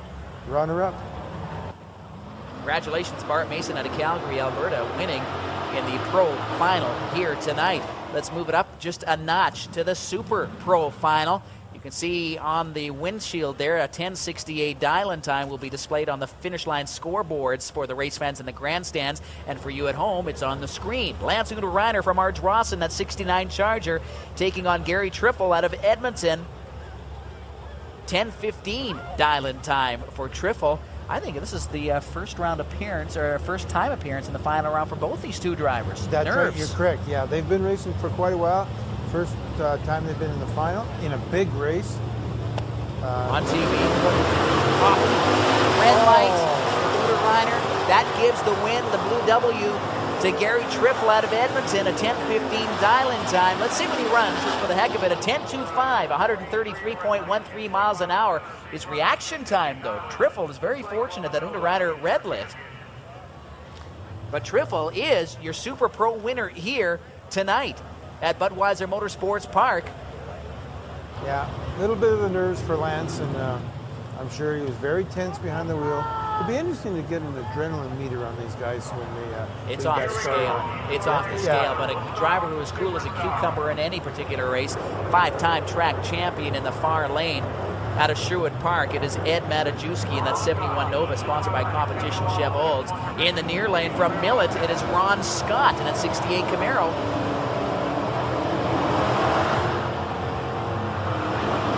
Ed Matajewski, he won a Wally, I think it was last year, in the stock super stock class. So he's looking for 2 Wallies now if he can pick up the big win here tonight. But Ron Scott hoping to end that streak here and now. Dial-in times are on the board. This is your stock super stock final. Matajewski at 12:64 dial-in time. He will leave the line first. Ron Scott will try and chase him down. A perfect light, 5-0-0. Tree will count down. Jewski will leave the line first. That's 5:65 reaction time. Ron Scott, oh, he's going to have a heck of a time trying to catch up to Ed Matajewski unless Matajewski breaks out. No. Matajewski will not be doing that. A 12:74 win for Ed Matajewski, 96.67 miles an hour. Ron Scott runs a 12:21 on his 12:18 dial-in time, 109.91 miles an hour. Congratulations to Ed Matajewski out of Sherwood Park, your stock, super stock champion here tonight, and another Wally. Yeah. And Ed just keeps trucking along, Boy, picking them up. Does he ever. Super Street Final coming your way right now, race fans. And this is going to be an interesting little battle as well. Randy Motorshot out of the Edmonton area taking on Craig Bickle from Courtenay, British Columbia. That's just outside of Victoria. On the island. On the island. Alberta versus BC. He's made the long haul to get here, race fans. And, oops, we've got some reports of debris on the racetrack right now. So that's going to be sending out the Budweiser Motorsports Park safety safari to sort of inspect what that possible piece of debris is. Apparently, our last pairing, one of the drivers said something may have fallen off my car. So actually, this is a perfect opportunity. I was hoping you were going to get a chance to do this, to show you the ladder. Here's how Craig Bickle made it to the final, taking out Knight and Mandless, of course, on the other side of the ladder. Motorshot had no easy task either. He had all kinds of competitors he had to make his way through. Sims, of course, who won from New Norway on our last telecast. Motorshot taking out Braun. There's Dieter Holst, Fred Schwab, but Motorshot making up the other half of the final in the Super Street class. As you can see, the safety safari looking for that wayward piece of machinery that has possibly fallen off one of our race cars, and looks like they found what they are looking for. And they will head back to their respective positions, and we'll get these Super Street competitors, Craig Bickle, Randy Motorshot. They'll refire their race cars and have our final for you. Oh, they're gorgeous cars. You can't beat the cars from the 60s. You really can't. No, you can't, Gord. I mean, and this is a beautiful 67. Beautiful. 468 cubic inch engine underneath the hood powering this race car. And the lights, well, they've been on now for a good 20 or 30 minutes or so, as the sun is pretty well down now here at Budweiser Motorsports Park. And we should see the reaction times improve somewhat with the Christmas tree counting down. Super Street Finals, race fans, and this is an indexed class. The index is set down by the NHRA for this class, for this racetrack. Do not go faster than the posted time on the board or your day is done.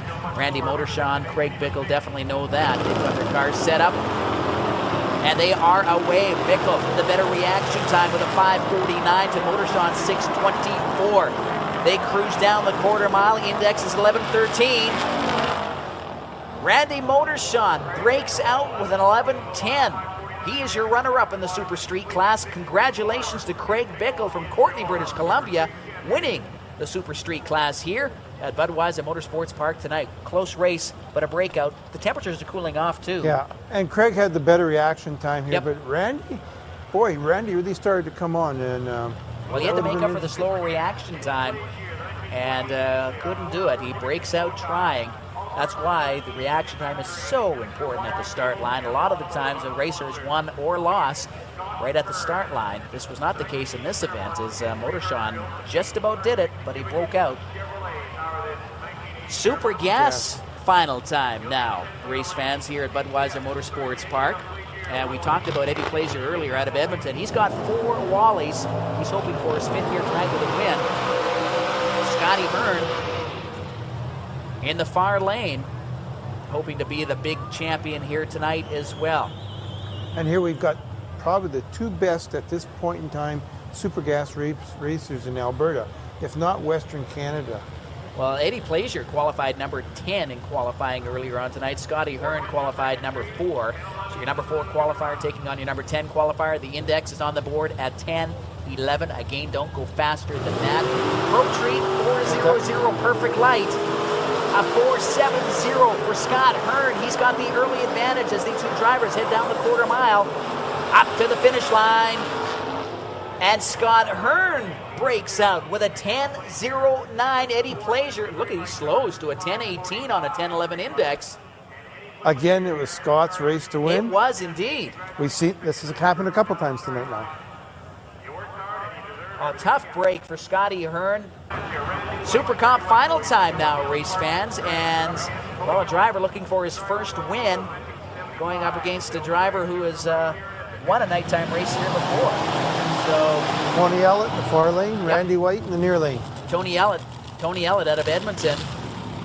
And the dragster, Randy White from Okotoks in the Dirty White Boys racing team. Now, how did these 2 drivers make it to the final? On the one side of the ladder, Randy White taking out Byron Ziegler. White also taking out Evans in the semifinal we saw a while ago in this broadcast. On the other side of the ladder, well, we had Adams. Steve Adams, your number 1 qualifier, was taken out by Tony Ellett. Tony Ellett qualified number 8. So it's the number 8 qualifier and Tony Ellett taking on the number 2 qualifier in Randy White, part of the Dirty White Boys racing team. 9.09 the index, perfect light of 4.00. Oh no. Jumping the gun was Randy White. In fact, he actually deep staged that race car. Yeah, he did. Tough break. That gave the win to Tony Ellett. A 9.09, runs a 9.16 at 147.25 miles an hour. Oh, what a disappointment for Randy White. He actually didn't jump. What he did was he deep staged the vehicle, which means he went further ahead on the start line, which is not allowed in the Super Comp class. In other words, he basically knocked out the pre-stage lights and just staged the staged lights, and that was a definite mistake on Randy White's part. But congratulations to Tony Ellett. All this we forgot. Tony Ellett wins his first Wally at Budweiser Motorsports Park. He'll be one excited driver, definitely. That crew will be very happy at the top end, I can imagine. They'll be just ecstatic. Your motorcycle ET final on deck right now, race fans. Battle of Alberta final. Calgary versus Edmonton. Calgary represented by Tim Ryerson on that 78 Suzuki drag bike. Tim Weeb out of Edmonton, one of the winningest drivers here at this facility in the past 3 seasons. Dial-in time on the board. In fact, Dave Weeb finished second in points in 1999. He was the Calgary track champion. So these two have faced many, many times. It's payback time, says Tim Ryerson. Ryerson dialed in with an 11.20. He will leave the line first. Dave Weeb dialed in with a 10-second flat. Oh, and they are off. Tim Ryerson has the better reaction time over Dave Weeb at the finish line. Who takes it, though? Oh, yeah, it was Tim Ryerson all the way, courtesy of that better reaction time. 11.24 and his 11.20 dial-in time. Dave Weeb will be very disappointed with his reaction time. Yes, and Dave's had a rough year this year. He's kind of been up and down that. He didn't win in that, but again, all the credit to Tim. He was closer to his dial-in, had the better reaction time. on paper he had it to win, and Look on the at track he wheel. won. On our replay from our finish line camera, a quick check over the shoulder. He's going, where the heck are you? Dave Weeb. So Tim Ryerson runs it out at 11.24 at 100.44 miles an hour. Your champion in the motorcycle class here tonight at Budweiser Motorsports Park. Time now for the top comp class here, and this is going to be one incredible race. This is the nice thing about this class, Gord. Here we have a door car running a rear engine dragster. Altereds are in this class, everything. And this is what the fans are loving. It's not dragsters running dragsters or body running body. There's all the different variations here. It's a nice mix. And another thing, both the cars sponsored by Bell Automotive.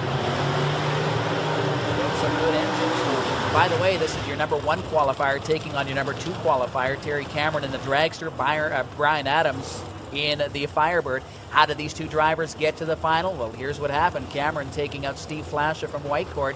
Adams taking out Derek Polak at a Stony Plain in the competition Chevrolet sponsored Chevy pickup. So they've had their travels to get to the final here tonight, and we've got it for you right now, race fans, on Shaw Motorsports.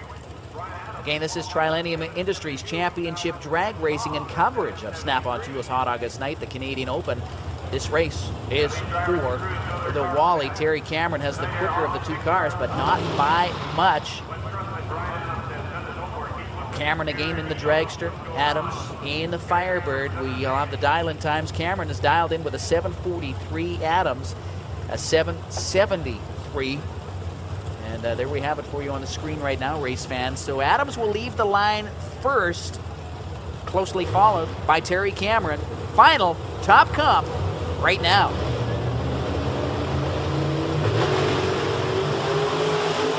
Oh, Cameron cut the better light in the dragster. Oh, beautiful reaction. A 5.20 Adams. No way he was going to be able to hang on to the lead there, cutting a 5.92 reaction time.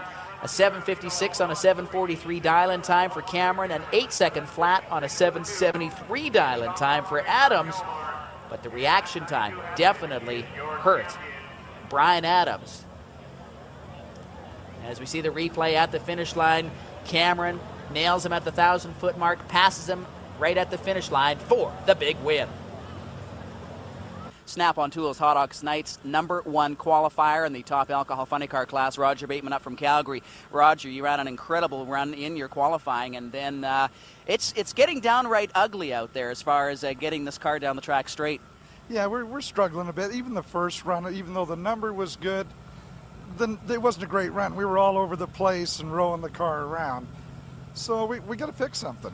We're going to have to kill some power or do something to get down the racetrack because we're struggling right now. And you're the number 1 qualifier. You're also the current track record holder on both sides, the ET and the speed.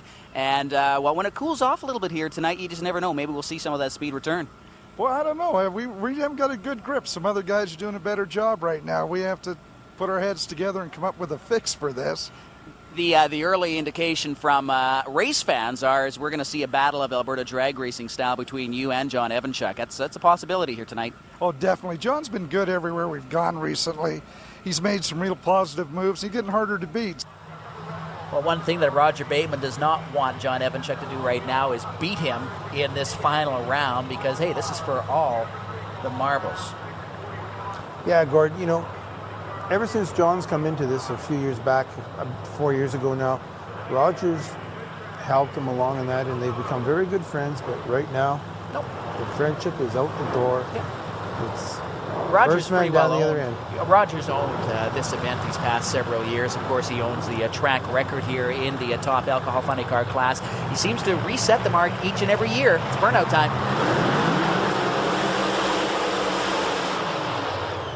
Roger Bateman, as I mentioned, he set the track record here last year at the NHRA Canadian Open, running a 5.87.200, 38.15 miles an hour. This car is also the fastest race car in Canada. As we take a look at the ladder, how did these two drivers get here? Well, Bateman, number 1 qualifier. Of course, he had the bye running in the first round. We saw semifinal action a while ago in this broadcast. Bateman taking out Danny Fillion.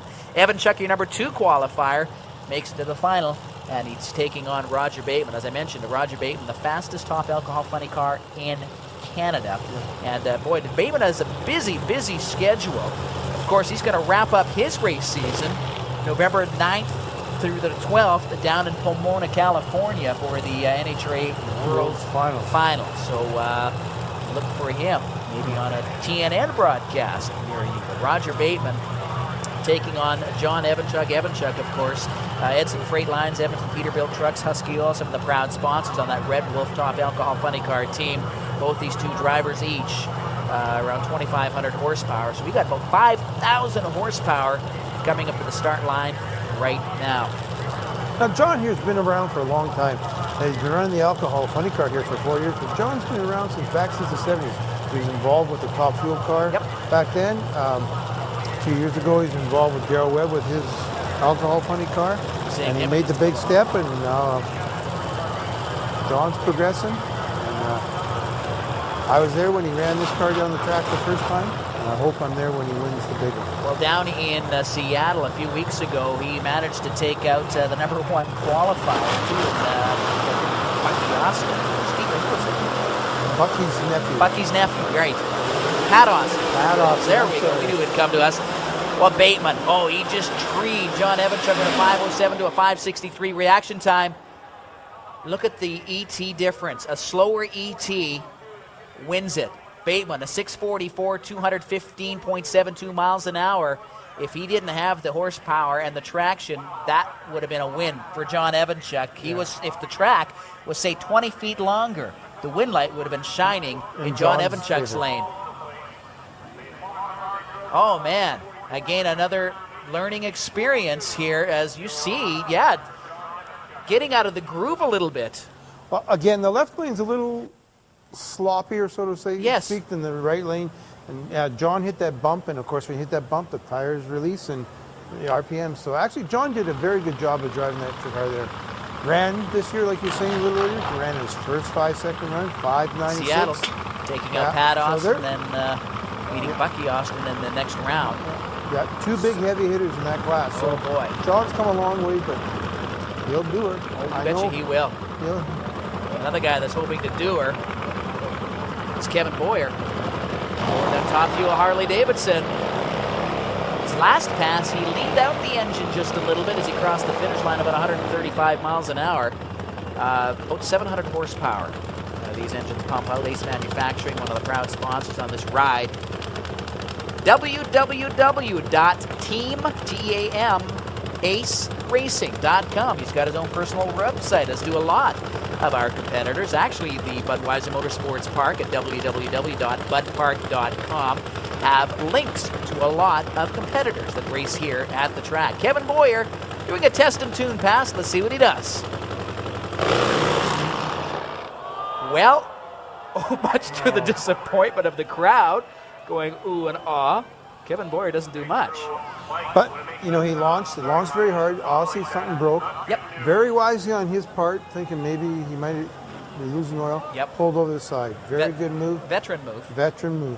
Three-time track champion here at Budweiser Motorsports Park in 93, 94, 95 in the motorcycle ET class. Of course, we just saw the final moments ago. Tim Ryerson taking out Dave Wee, but a tough break. He launched hard. Watch the front tire lift off the ground. Whoa, boy, did he ever launch hard.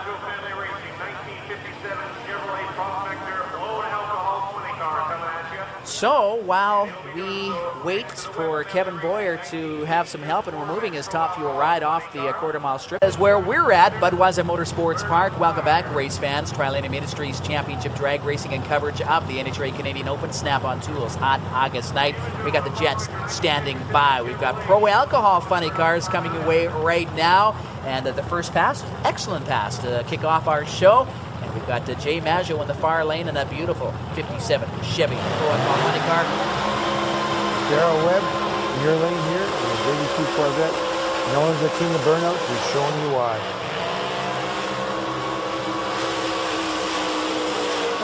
Gord, there's a very interesting thing here. I hope we get a chance to show it, but on the back of Darrell's car here, Darrell and Jay are very good friends in that, and there's a little bit of kibitzing going on here.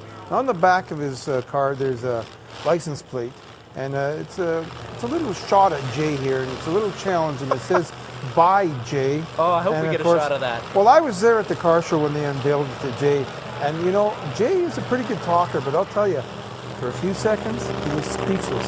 Then he looked at Daryl and says, "I'll get you. It'll take a while, but I'm going to get you back." So here we go. Nice shot of that smoky burnout.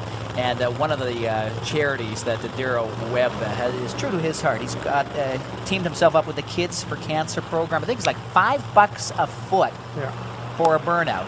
And he donates makes it that. well over the 8th mile, halfway down. More, he gets closer to the end of the car. There we go. There it is. By Jay. Well, thank you. And Jay's seen that license plate a few times this year, and so I don't know if it's such a comical thing anymore, but I know Jay, he's going to pick her up, and then there'll be a license plate or something for Daryl as time goes on here. Always the intimidation factor. Any edge that a person can get over a competitor, be it a friend or a foe, they'll take advantage of it. Oh, sure, yeah. Lucas Oil Field, Shoppers Auto Pro Collision, a couple of the proud sponsors on Daryl Webb's Pro Alcohol Funny Car. We see some flashes of flame coming out of the pipes of that race car. Of course, Joey's only. What a beautiful paint job on that 57 Chevy of Jay Maggio. So this is your Pro Alcohol. It's an exhibition run between Maggio and Daryl Webb. We've got it for you right now here on Shaw Motorsports. Maggio. Oh, Maggio gets out of the racing groove already.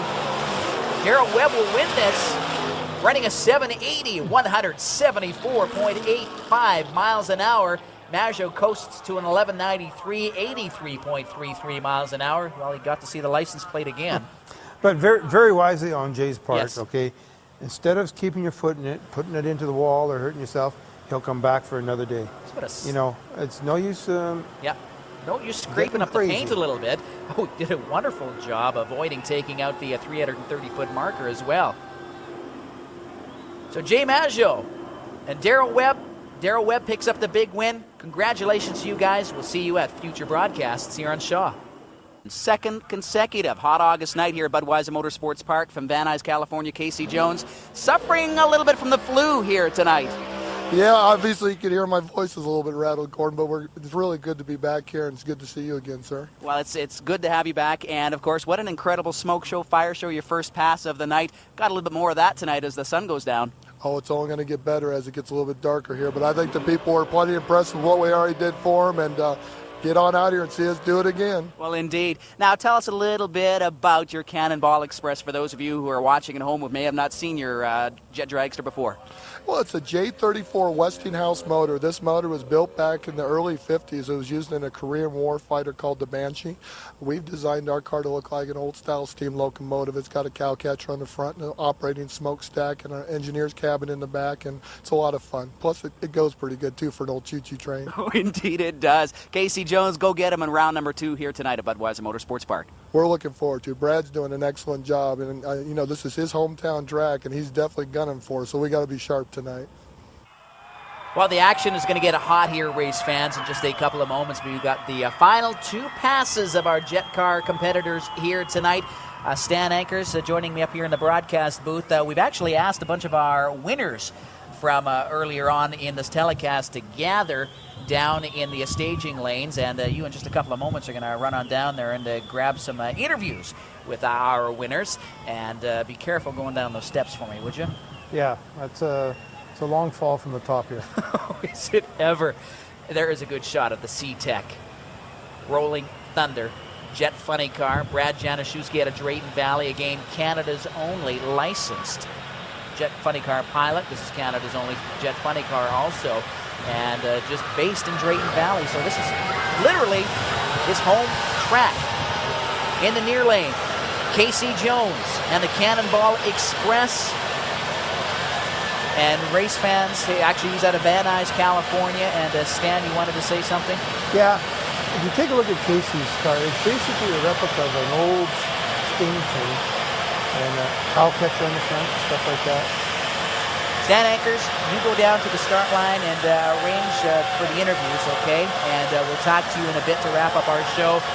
Race fans, I'm going to keep quiet for a bit too. Let's listen into the fire show and see the fire show and the smoke show. This is incredible stuff.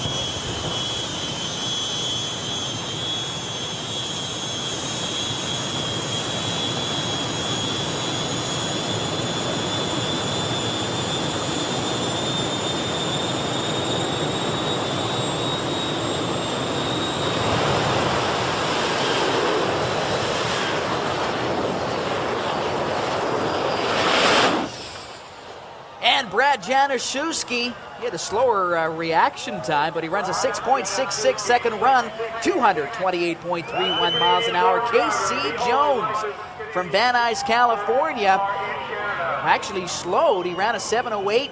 He actually was out, well out in front for a bit there, but slowed at about the 1,000-foot mark. Actually, he flamed out about the halfway point on the racetrack. He was actually gaining on Brad Januszewski. But Januszewski picks up the big win. Let's talk now with Leland Lee. Another driver up from Billings, Montana in the Pacifier, Jed Dragster, teammate, I guess, of Chuck Haynes. But you're really going to be out there at Leland Lee to possibly put a number on your boss. Oh, we're trying. I beat him a couple times this year already, so you never know.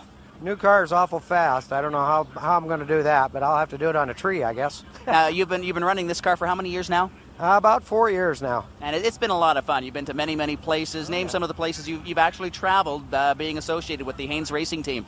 Oh, yeah. We went to Australia, and Melbourne, Sydney, Perth, all over Australia. Portland, watched the rain a couple times in Portland. Back east to Illinois. All around the U.S. and over in Australia, we had a good time. Good move for you getting into the racing end of things, isn't it? Oh, yeah. It's been a ball. It's been a lot of fun racing with him. Well, good luck tonight, Leland Lee out of Billings, Montana, driving the Pacifier here at Snap-on Tools Hot August Night.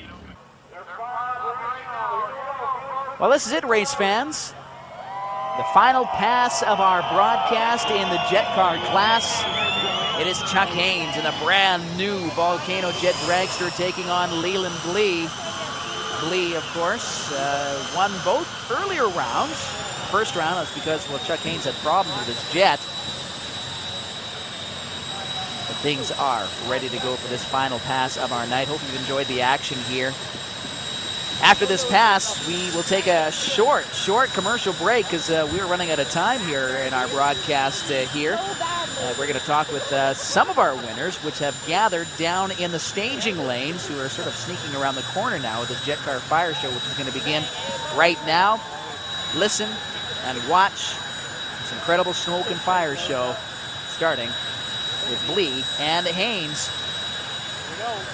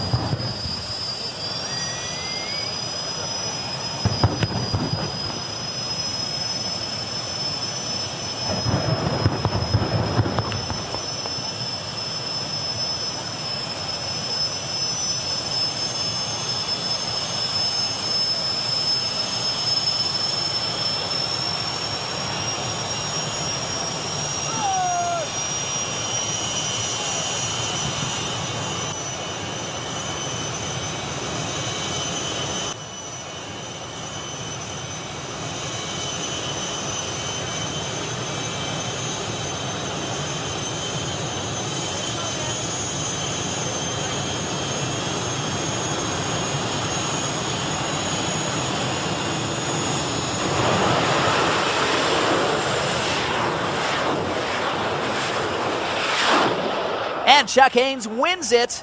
We go down to the staging lanes to talk with some of our winners after this. Out of Edmonton, how's it feel? Very well, very well. Very excited. The car worked flawless all day, and was a close race at the finish. It was 9 1/1000ths, and we're just happy to get the fifth. We needed something else on the fireplace. This is what it's all about, race fans. And to Tony Ellett, man, oh man, you picked up the big win here tonight at Budweiser Motorsports Park. Well, thanks a lot. I just want to thank everybody that works here and all the volunteers. I'd like to thank my crew. I'd like to thank my dad and Driveline and everybody else. Team effort. We did it. Thanks a lot. And this was one of my first wins at an NHRA Open like this, so I'm just excited as could be. Good. And you've been racing a long time, haven't you, Brian? I have. I was going at it for about 3 years, and I took about a 5-year break, and I've just started again this season and having a lot of luck. Okay, here we are with the winner in Super Pro, Gary Trifle from Edmonton, Alberta. How does it feel, Gary? Well, it feels very great to be here, and it's my first time, and it's a lot more, has a lot more feeling to me than just, going rounds and winning in an ordinary weekend event. Ed, this is not really new to you, is it? How many times have you won this category, or a Wally? Let's put it that way, a Wally. This will be my fifth Wally now, but the second time I won in the stock super stock combo. So. Right. And you actually, with one of your sponsors here, Competition Chevaux, you've been with them quite a few years, haven't you? Yeah, they've been with me now since '94, so yeah, about 7th year, I suppose. Right. So yeah, they've been good to me. They keep me going. I'm from Courtenay, BC, on Vancouver Island. So it's about a 14-15 hour drive to here, including the ferry ride over to Vancouver and up from there. Right. So, and how long have you been racing? I've been racing since I was 16. Oh, okay. Yeah. So you've been around for a little while on that. And, since I was old enough to drive, I've been. Right. We had a pretty good run today. Last weekend, actually, we did win the Quick 16. That's right, yeah. And there's a lot of tough competition in this new class, eh? Cars are fast, it's exciting. You can have blowing funny cars, alcohol, carbureted, whatever. It was an experiment. Division 6 started in the year 2000, and it's the only division in NHRA that is running the top comp class. Yeah, I've heard that, and I believe that they're going to do some other divisions. They're also going to take over the top comp deal, and I think the spectators like it.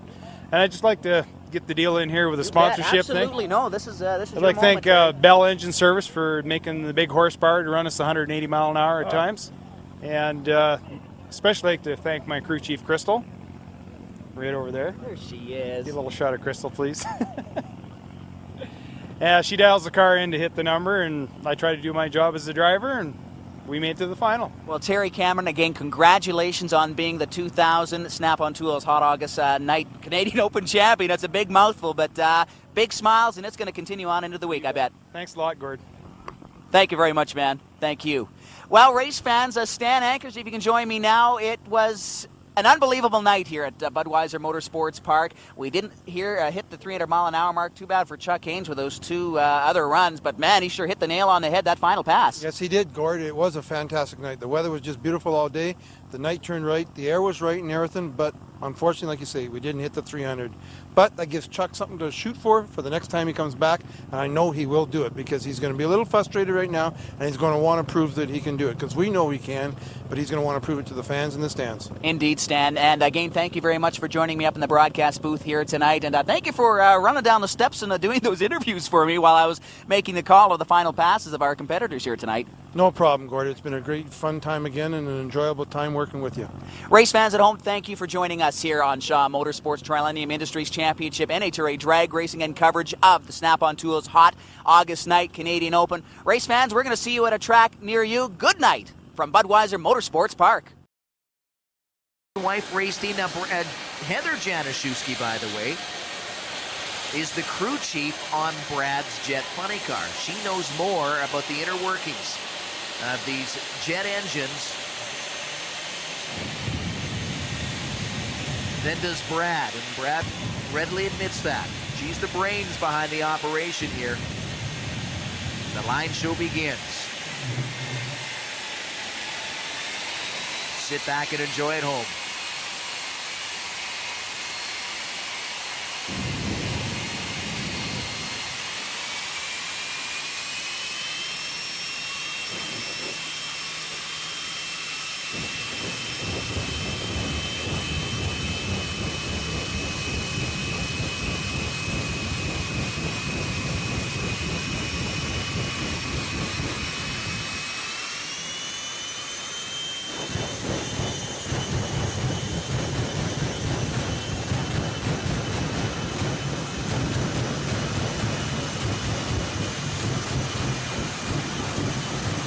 Shot of one of the major sponsors on Januszewski's race car, Torque Racing Fuels. Your final jet pass of the day here on NPP Speed on Shaw TV. Heather Januszewski in the near lane, Brad Januszewski in the far lane. The husband and wife battle on the strip here now. Well, Januszewski got the early jump out, but here comes Heather. Gets him at the finish line, a 6:64, 252.24 miles an hour. Brad Januszewski, a 6:53. Brad had the faster ET. Heather winning it. Your replay, look at the starting line advantage there for Brad Januszewski. But the sleek lines of the jet with Heather behind the wheel. Oh, Brad does shut it off just a little bit early before the finish line, and that definitely helped matters out for Heather to come from behind and victory there. Incredible action, and we had it right here on NPP Speed, a front row seat for you at home. When we come back, let's do some motorcycle drag racing as NPP Speed Rewind continues. Well, there he is. Darrell Webb, your current point leader in that Lucas Oil sponsored 1970 Nova funny car. Hoping for a big win here today to extend his points lead.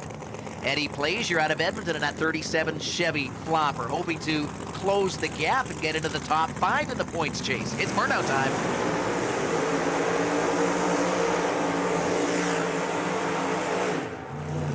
One of the reasons why in these parts he's known as the king of the burnouts, Darrell Webb. Drivers will inch up to the start line, pre-stage and stage. This is your final Ace Manufacturing Pro Alcohol Funny Car class. Who is going to win it? Well, they will inch up to the start line to pre-stage. Webb is already pre-staged. Reaction time, very important in drag racing. You want to get the better reaction time at the start line. Obviously, you want to get to the finish line first, too. Here we go. Oh, Eddie Plaisir, an incredible reaction time. But here comes Darrell Webb at the finish line. Webb had the faster ET. A 7:53 at 183.07 miles an hour, but Eddie Plaisir, we just talked about reaction time.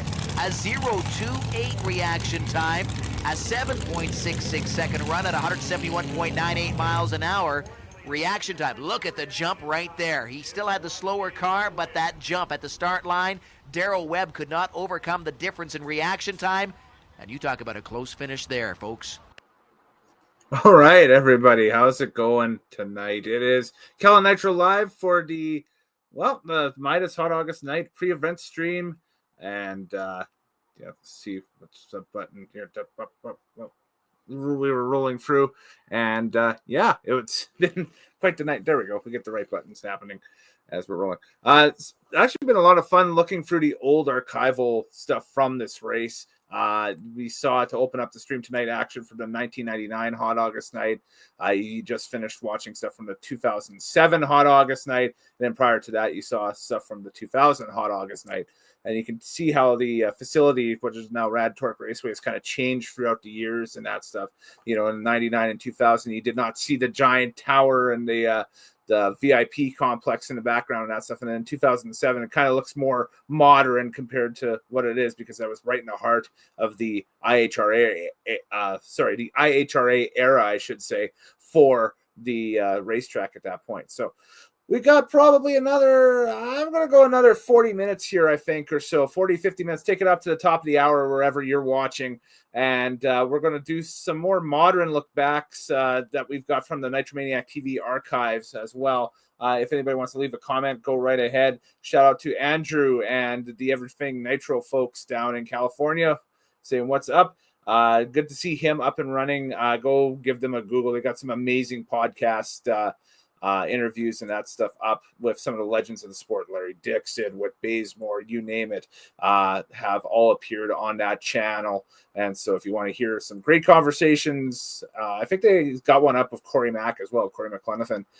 You can go check them out at Everything Nitro. Just punch it into the little search thing and it'll pop right up. So where we're going now, one of the cool additions to this event over the past few years has been the Radio X275 class. which is an 8th mile class with just basically just the wildest cars you can imagine. They're kind of like pro mods, but they're street legal. It's hard to explain. It's really weird, but they take part of it now as kind of a warm-up event for the Smoked Out Shootout, which will be happening a couple of days after, happening right after now that the event's been moved to Thursday. The Smoked Out Shootout at the track is on Friday and Saturday. So we're going to warm up the strip here with a little bit of X275 action from 2022, and then we're going to move into stuff from last year's Hot August Night, some stuff from 2024 that's all shot here from the channel. So stay tuned. I'll come back to wrap things up here in about 40 minutes or so, but for right now, let's go into more modern day stuff with X275 radio from 2022.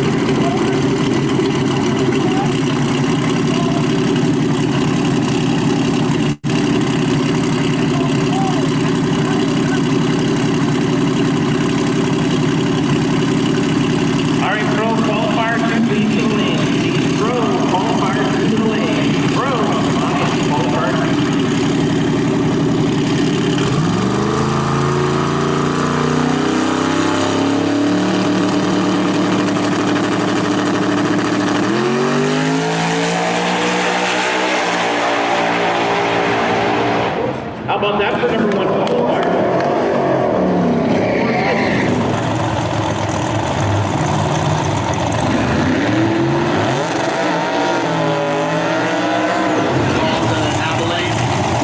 Big nitrous purge.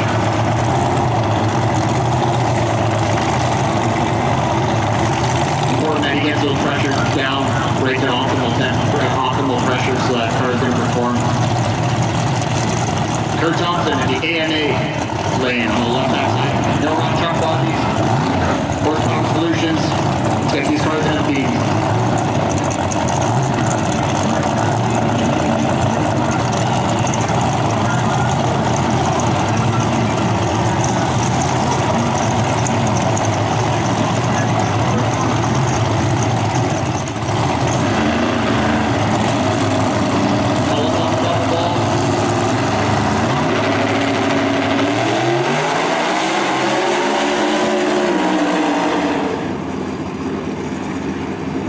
In the F-150, he's out of Lloydminster in that 1993.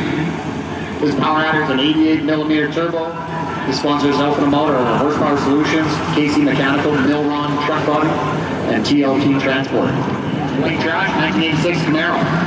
The 433 small block in it, 80mm turbo, AMS engines, Gen 3 speed, 24/7 compression, Alpha Demo.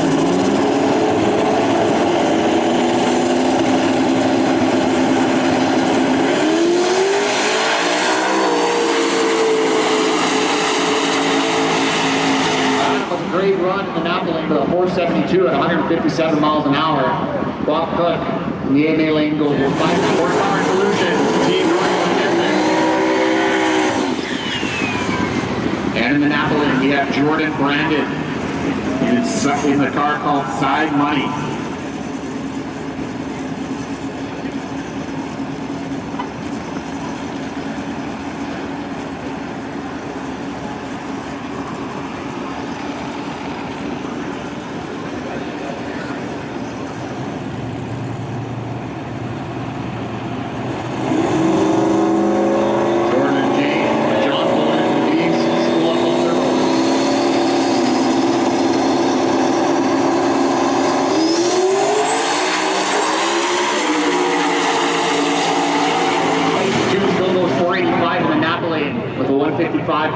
And a 3.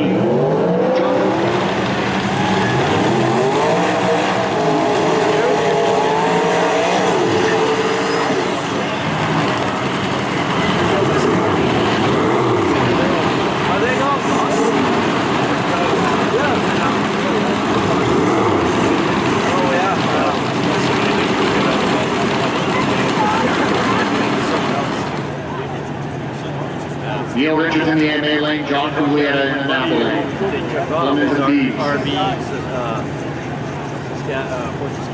Semi-final action, who's moving on to the final? He just tell me he was just skinning it straight.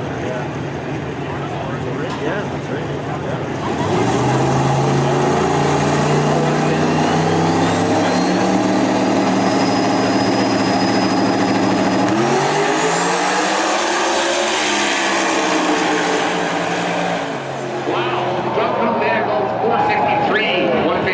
.8 with a 4 in the Napa lane. Adam's supposed to be racing Justin Collins, but unfortunately mechanical problems for Collins. So you will get the final. I went into the final with a single from Justin Collins that broke it down, not making it all to the lanes. So that'll be a Cuglietta Ferrari final later on.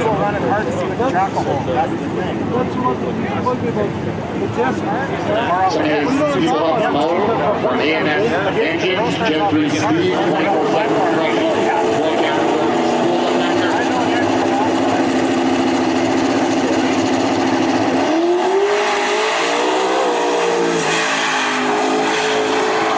Great run for Adam, 466 at 155.9 with an 8 in Napa lane. So we're going to see a test pass with Jordan Brandon in the 2000 Camaro going to side money. Jordan's out of Edmonton with a 363 LX, single hard next to 275, 88mm turbo. That was scary. I guess this is what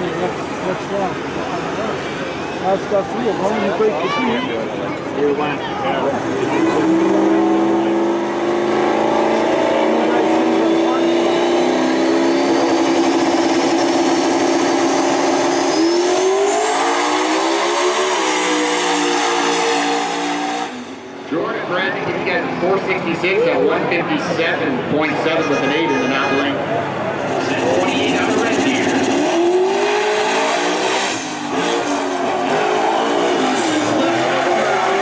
Back down on the oil pan in the cross member. And a 5:53 to 119 with the wheels way up in the sky.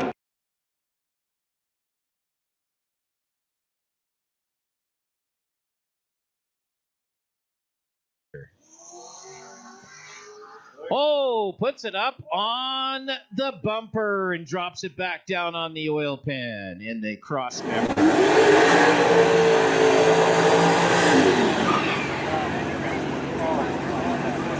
So John Cuglietta, there's an awful lot of plumbing in the front of this motor, as it is a twin turbocharged.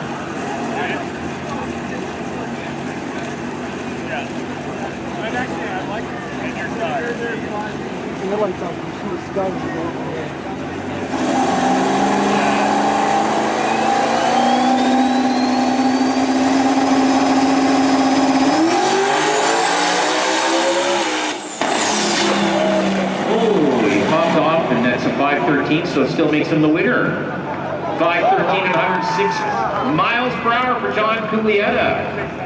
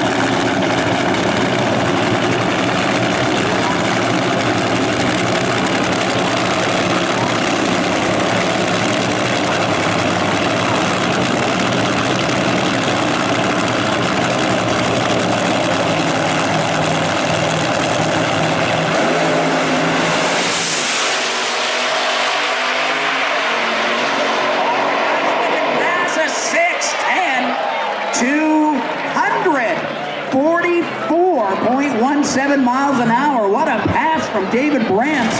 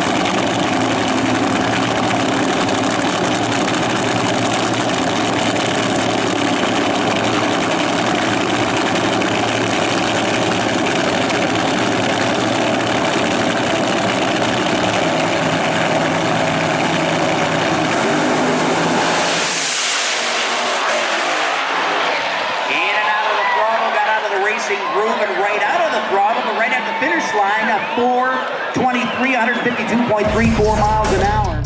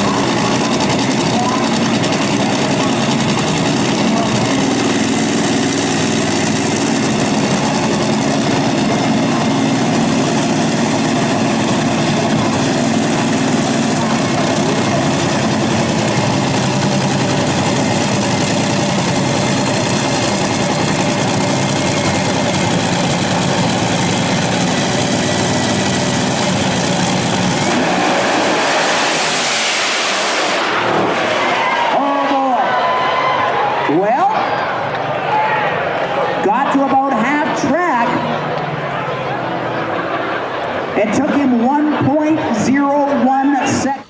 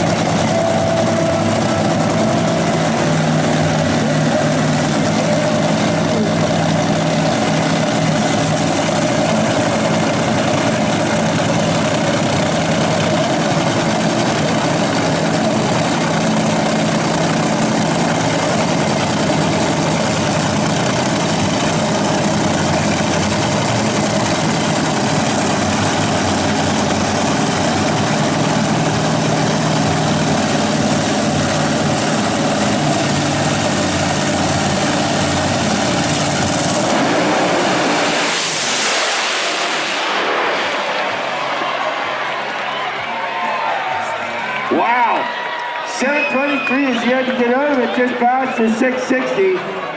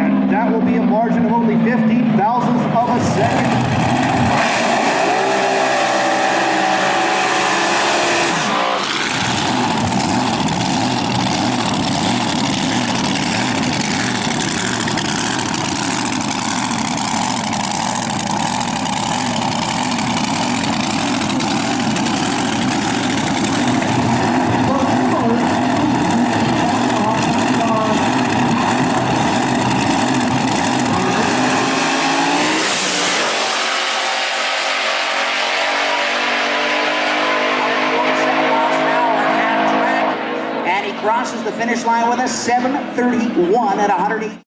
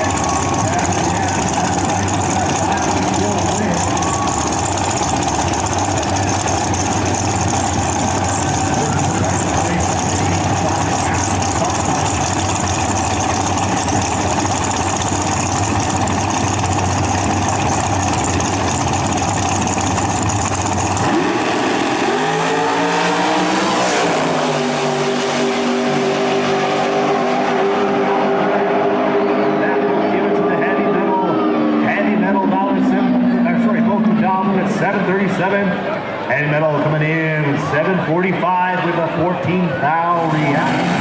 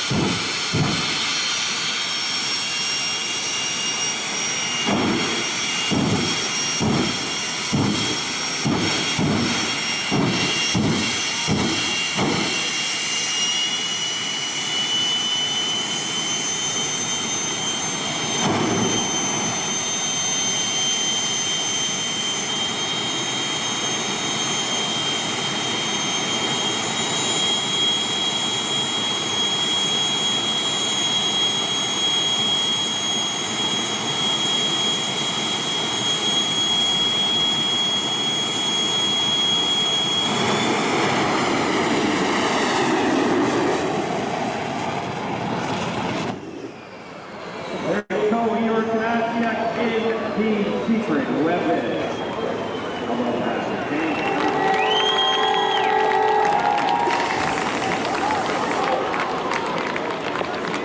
All right. We've got lots of throws lined up.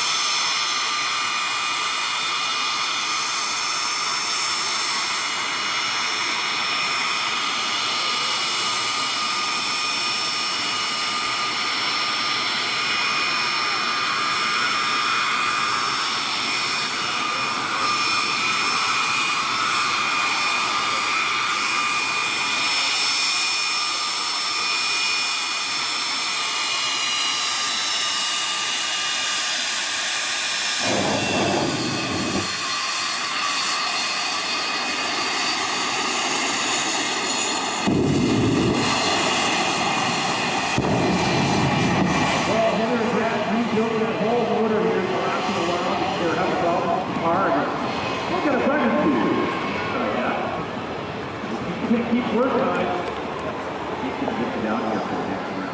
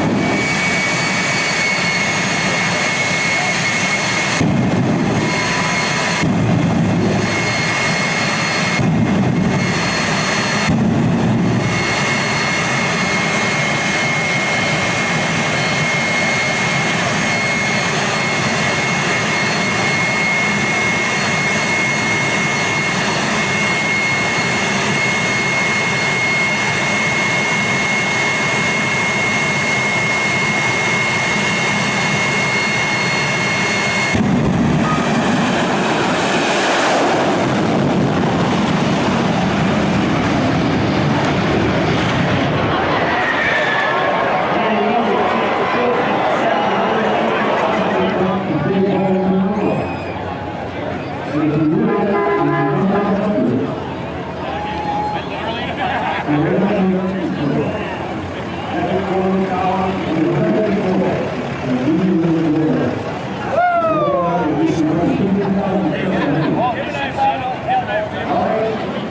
don't go anywhere. We've got lots to do yet. Lots to go.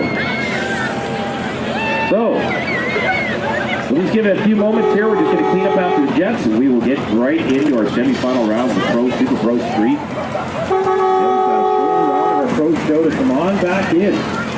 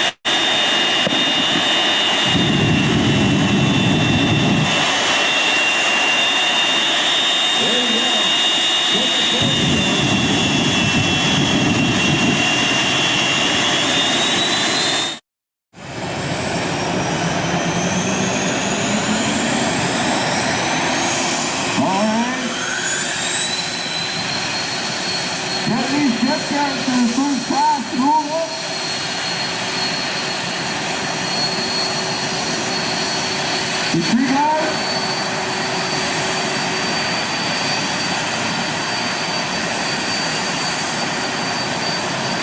You got your engines going. You're going to lower the hood.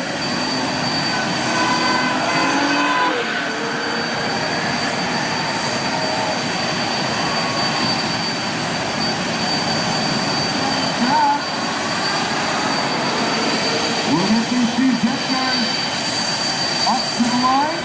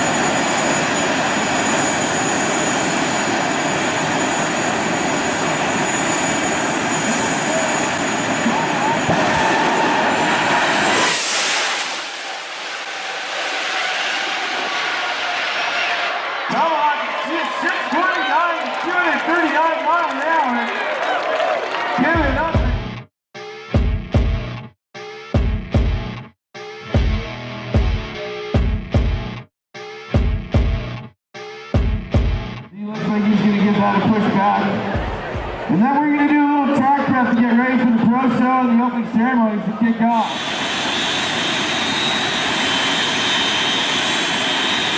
Here we go. 1, 2, pull it away. And Ryan will get ready to do the big corner show.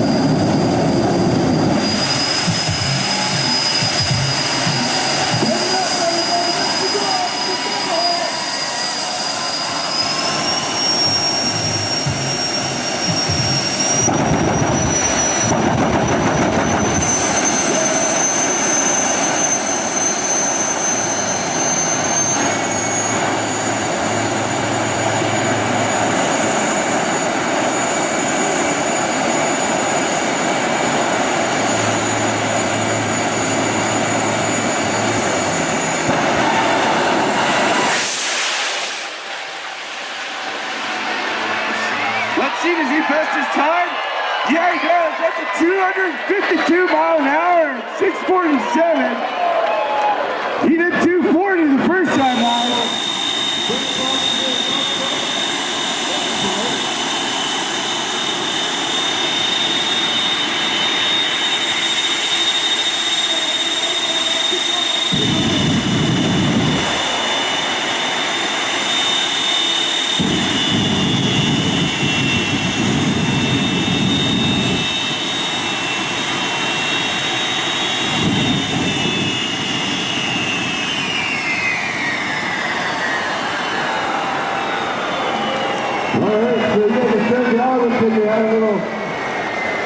Something going on.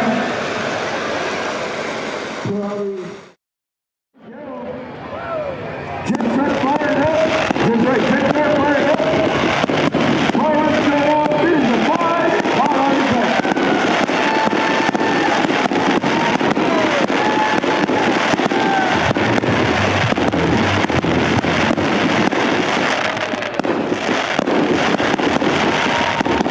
There we go. Just played up in second, we'll be fired. Here we go.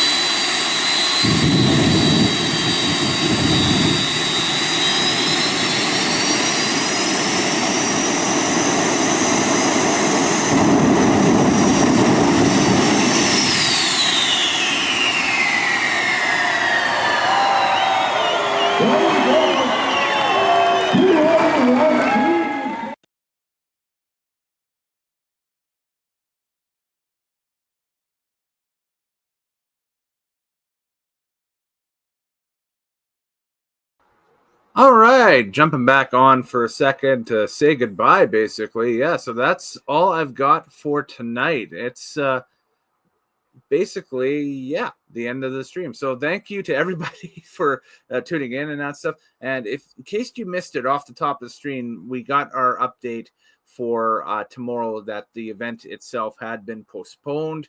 That was all over social media and that stuff. That was the 2025 Hot August Night out at RAD Torque Raceway. But don't fear, the event is Thursday. Yes, so it is postponed. It will happen on August 14th, 2025. So again, Thursday. I think it's a 6 o'clock Mountain start. We will have the live stream link here in the community tab to the Tracks YouTube channel. They will live stream it through their YouTube channel, as they always do with all of their events and everything. So you guys will be able to link over to there. I would suggest jumping on that live stream about 5:30, 6 o'clock-ish for the first round of action. And yeah, hopefully we get some good weather on Thursday. The forecast looks a lot better for Thursday than it did for tomorrow, for sure. As over the course of the stream, we watched a giant big black cloud just kind of roll over top of Nitromaniac HQ here on the north side of Edmonton. So, and it is currently raining right now. And I also was kind of paying attention to a collegiate baseball game that's going on in our city at the same time. That's under a rain delay as well. I'm not sure if they'll get that in or not, but that's it. That's the pre-event stream for the Midas Hot August Night. Again, I'm Kellen Nitro. Happy drag racing watching, everybody. In case you want to follow me anywhere, right here, tinyurl.com/Nitromaniac TV. Got stuff for this. We've got another stream coming up on the wrestling channel here coming up on Sunday, where myself and my buddies, we talk a little pro wrestling and that stuff, so everybody will be able to enjoy that for sure. And on top of that, if you want to reach me for whatever reason, got a question or comment or whatever else, hit me up at my email, nitromaniactv@gmail.com again. And if you're heading out to the track on Thursday, look for me. Say hi. I'll be the big guy with the vest and maybe the floppy hat. I'm not sure if I'm going to wear the floppy hat or the ball cap this time around. I have a couple of ball caps I can choose from, or I got my big floppy sun blocking hat. Depends on how sunny it is. If we got a lot of cloud, I'll probably wear the two ball caps. So I'll either have the floppy hat on or the big moon, the Moon Eyes ball cap to go with moon that I picked up in Pomona a couple of years ago. So, and that's another story, maybe for another stream. We'll see what happens. But till then, later days, happy drag racing watching, folks. And we will see you next time here on Nitromaniac TV's Drag Files. Do take care and have a good night. Bye-bye. Hey folks, Kellen Nitro here telling you about the newest way you can help support Nitromaniac TV's Drag Files, called Members Only, and it is our official premium content wing of the website. For only $4.99 a month, you will gain access to exclusive video and early access to that week's content, all commercial free. Plus an exclusive discount code to the merch stand, exclusive members only live streams, and more to come. If you sign up today, you will gain exclusive access to check out the 5K subscriber special, the 2023 NHRA Rocky Mountain Nationals Whole Freaking Deal video, plus an early cut of what annually is our most popular title, Supercut, Pro Modified 2023. So join today. You'll never know what you're going to see on Members Only. Check it out today at tinyurl.com/drag.